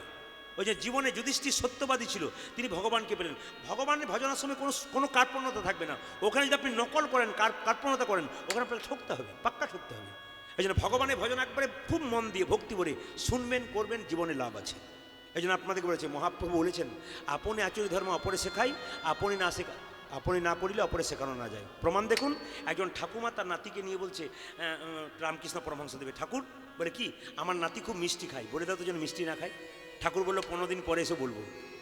15 দিন পর যখন ঠাকুর নাতিকে নিয়ে গেল ঠাকুরের কাছে, ঠাকুরকে বললো এবার বলে দাও। ঠাকুর বললো, খোকা খোকা, মিষ্টি খেতে নাই বেশি, কেন জিভ তোতা হয়ে যায়, কৃমি হয়ে যায় বাবা, ভবিষ্যতে সুগার হবার চান্স থাকে, না না খাস না। ছেলে বললো খাবো না। ঠাকুমা বললো, ঠাকুর তুমি যে বললে 15 দিন পর এসো, আগে বললে না 15 দিন আগে, আজ বললে কেন? ঠাকুর বললো, আমি তো 15 দিন আগে নিজেই মিষ্টি খেতাম, আগে ছাড়লাম তারপরে বললাম। আগে আপনি করুন তারপর, কেন বলুন তো? আপনারা মা, আপনাদের কর্তব্য প্রথম। খুব দামি কথা এগুলো, অনুকূল ঠাকুরের কথা, পরম পরম পণ্ডিতের কথা। আপনারা মা, দেখবেন যে মাটি খাঁটি হয় সেখানে ফসল হয়, মাটি যদি খাঁটি হয় ওখানে ভালো ফসল হয়। ঈশ্বরচন্দ্র বিদ্যাসাগরের মায়ের নাম ভগবতী দেবী। এইদিকে বাচ্চার মনটা ক্রিটিক্যাল তৈরি হবে না আপনার মনটা যদি বড় হয়। কেন বলুন তো? মেয়েদের পেটে যখন বাচ্চা থাকে, ডাক্তারবাবু বলে তুমি এক কাজ করো, বিছানায় শুয়ে থাকো, ঘাড়ে বালিশ পায়ে বালিশ নিয়ে, আর রিমোট টিপে টিপে টিভির সিরিয়াল দেখো, বলে না? কেন? যত বাচ্চা মোটাবে আমার সিজা করার সুযোগ হবে, তোমার যা হবে হবে, আমার তো টাকা হবে। ডাক্তার এটা বানিয়ে, কিন্তু কিছু মনে করবেন না, আগেকার মায়েরা 7-8টা বাচ্চা জন্ম দিয়েছে, কোন মায়ের সিজা করতে হয়েছিল? এখন এটা ফ্যাশন হয়ে গেছে দেখবেন। আর ঘরের লোককে ভয় খাইয়ে দেয় যে আর যদি 10 দিন হয় তাহলে আপনার মেয়েটাকে আপনি পাবেন না। তখন বাবা কি বলে, দরকার নাই, কেটে দাও, তারপর যা যাবে। না না, এইটাই হচ্ছে কথা। আপনি 10 দিন অপেক্ষা করুন, এটা ভগবানের জিনিস। 10 মাস 10 দিন পর হবে, আপনার ভুল আছে হিসাবে, হবেই পাক্কা, একবার পাক্কা কথা। কিন্তু আমরা ভুল করি, এইগুলো আমাদের মানতে হবে। আপনারা সবাই লক্ষ্য করুন, যে জায়গাতে আমি ছিলাম, মায়েরা পেটে বাচ্চা থাকলে মায়েরা কি করে, ঘাড়ে বালিশ পায়ে বালিশ দিয়ে রিমোট টিপে টিপে টিভি সিরিয়াল দেখে। বাচ্চা যখন জন্ম নেয় তখন খুব টুকটুক করে তাকায়। মা বলে, বাবারে আজকালকার ছেলে কি তাকাচ্ছে গো, যেন কি খুঁজে খুঁজে বেড়াচ্ছে। ও কিছু খুঁজে নাই, রিমোট খুঁজে খুঁজে বেড়াচ্ছে। আপনি যেমন করেছেন সেরকম। এইদিকে বিদ্যাসাগরের মায়ের নাম কি ছিল? ভগবতী। তিনি সাগরের মতো ছেলেকে জন্ম দিলেন। তিনি এইদিকে খালের নয়, বিলের নয়, সাগরের মতো ছেলেকে জন্ম দিল। কেন? আরে বাবা, মাটার মনটা যে বড় ছিল। বিদ্যাসাগর তার মায়ের জন্য একটা শাল এনেছিল, মা শালটা তুমি গায়ে নিও। মা বলেছিল, শালটা আমি গায়ে নেবো না, বাক্সে ভরে রেখে দেবো। বিদ্যাসাগর জিজ্ঞেস করলো, শালটা তুমি বাক্সে ভরলে কেন? মা বলল, ওরে খোকা, পাড়ার কত মেয়ে ঠান্ডায় থরথর করে কাঁপছে, যেদিন তুই ওদের জন্য চাদর আনতে পারবি সেদিন আমি শালটা গায়ে নেবো। এমনি বরের বড় মনের মা ছিল বলেই তো বাচ্চাটাকে বড় মনে দিয়েছে। আর আমাদের দেখবেন কোনো মা যদি একটা নতুন চাদর কিনে না, আর পাশের মেয়ে যদি থরথর করে কাঁপে, ওর সামনে দেখবেন দোলাতে দোলাতে যায়। কেন বলুন তো? দেখ আমি ওর বাচ্চাটা কেমন তৈরি হবে, ওর ভাবনা চিন্তা করে দেখুন। ওই জন্য কিছু মনে করবেন না, আমি দেখেছি, প্রমাণ দেখেছি। আমি দেখেছি একটা মেয়েকে, একটা ছেলেকে তার মা বলছে বাচ্চা ছেলেকে, টিফিন বাক্সে খাবার দিলাম, নিজে খাবি, কাউকে দিবি না। ও স্কুলে যায়, নিজে খাই, কাউকে দেয় না। একদিন দিয়ে ফেলেছে, মা বলছে, আমি কষ্ট করে তৈরি করবা, তুই লোকের ছেলেকে খাওয়াবি? কান ধরে উঠবস কর আর বল কি, নিজে খাবো, কাউকে দেবো না। ছেলে বলছে, মা কথা দিলাম নিজে খাবো, কাউকে দেবো না। ছেলে বড় হলো, চাকরি পেলো, বিয়ে করলো, নিজে খেলো, মা বাবাকেই দিল না। আপনি তো শিখিয়েছেন, আপনি তো তৈরি করে দিচ্ছেন, ওদের মাথাতে আপনি যা ঢোকাবেন তাই। কেন? রামকৃষ্ণ দেব বলেছেন, বাচ্চার মনটা কচি বাঁশের মতো, যেদিকে বাঁকাবেন সেদিকে বাঁকবে, বাঁশ মোটা হলে আর বাঁকবে না। আবার চাণক্যদেব বলেছেন, বাচ্চার 5 বছর পর্যন্ত কোনো দোষ ধরবে না, ও খেলবে, পড়বে, ভাঙবে, কিন্তু 5 থেকে 15-16 পর্যন্ত ছেলে মেয়েকে আপনি শাসনের চোখে রাখবেন। এগুলো মাথায় রাখুন, জীবন সুন্দর হয়ে যাবে। এগুলো ব্যবহার করতে জেনে পড়ে জীবন আমাদের কঠিন হয়ে যায়। অনেক মেয়েরা বলে, অনেক মায়েরা বলে আমাকে শেষে, বাবা তুমি তো কীর্তন করছো, আমার ছেলে খেতে দেয় না। আপনি দায়ী, আপনি দায়ী, কেউ দায়ী নয়। আপনি তৈরি করেছেন এরকম বলে আপনি কৃষ্ণ ভক্ত সন্তান জন্ম দিন, দেখুন আপনার বাচ্চার বিবেক তৈরি হবে। ও শাকন্য খেলে ও খাবে, কেন বলুন তো? ওর একটা বিবেক থাকবে। ওই জন্য আপনাদের কাছে নিবেদন রইল, সেরকম ছেলে মেয়ে আমাদের পৃথিবীতে আসতে হবে। অনুকূল ঠাকুর বলল, মায়েরা আজকে মহাপুরুষের জন্ম হচ্ছে না কেন? ঈশ্বরচন্দ্র বিদ্যাসাগর, রবীন্দ্রনাথের জন্ম নেই কেন, বিবেকানন্দের জন্ম নেই কেন? আসলে উড়োজাহাজ সব জায়গায় উড়ে, নামে না সব জায়গায়। যেখানে প্ল্যাটফর্ম থাকে সেখানে নামে। আজকে ভালো প্ল্যাটফর্ম পাচ্ছে না, মায়েদের গর্বটা ভালো পাচ্ছে না বলে মহাপুরুষের জন্ম হচ্ছে না। ওই জন্য আপনাদের কাছে নিবেদন রইল, আপনাদের গর্বগুলো ভালো করুন। আপনাদের চলা হবে ভালো, আপনার বাচ্চার চলা ভালো হবে। আপনাদের বলা ভালো হবে, আপনার বাচ্চা ভালো হবে। আপনার দেখা ভালো হবে, আপনার বাচ্চা। আপনাদের হাতেই তো সব। কেন বলুন তো? আপনাদের বাচ্চার ভাষাটা কি, মাতৃভাষা না পিতৃভাষা? জোরে বলুন, কি ভাষা? মাতৃ। কেন বলুন তো? বাবা তো জন্ম দিয়ে কাজ করতে চলে যায়, আর মা কোলে করে বলে তুই বড় হবি, তুই চাকরি করবি, এই দেখ খোকা আমায় মা বলবি। তার মানে ওই যে ভাষাটা মা শেখাচ্ছে, এই জন্য এর নাম হলো মাতৃভাষা, পিতৃভাষা নয়। আপনাদের হাতেই তো বাচ্চা তৈরি করার যন্ত্র। আপনারা লক্ষ্মী স্বরূপিণী হবেন, আপনারা ভালো বাচ্চা তৈরি করুন, হিন্দু সমাজ গড়ে উঠবে। আপনি ভালো বাচ্চা তৈরি করুন, কৃষ্ণভক্ত সন্তান হবে। আপনি ভালো বাচ্চা তৈরি করুন, আপনার ভালো বাচ্চাকে দেখে দেখবেন পাশের বাড়ির বাচ্চাটাও ভালো হয়ে যাবে। এই দিকে তাকাবেন। সবচেয়ে লজ্জার ব্যাপার আমাদের এইটাই, মুসলিমদের ছেলেরা দেখবেন যদি রোজা করে না, 10 বছরের বাচ্চা, ওর মা বলে বা বা বা খুব খুশি তুই রোজা করেছিস। আর আমাদের হিন্দুদের লজ্জার ব্যাপার, আপনি একাদশী করলে আপনার বাচ্চা যদি বলে মা আজকে ভাত খাবো না, তোমার সঙ্গে আপেল কলা খাবো, ডাক্তার বলেছে না খালি পেটে থাকতে না মরবি, বুড়ো বয়সে করবি। না না, আমরাই তো বাধা দিই। এই জন্য তো আমাদের সংসারটা নষ্ট হচ্ছে। যাক, আজকে আর বেশি কিছু বলবো না, পরে একদিন বলে দিয়ে যাবো। আপনারা সবাই ভালো থাকুন। খুব ভালো লাগছে আপনাদের আসর, কিন্তু কি করবেন, সবাই মিলে একটু প্রেম সে। ভগবান শ্রীকৃষ্ণ কোথায় এলো? আসতে। ভগবান শ্রীকৃষ্ণ বৃন্দাবনে আসে নাই, কিন্তু পদকর্তা কেন ভক্ত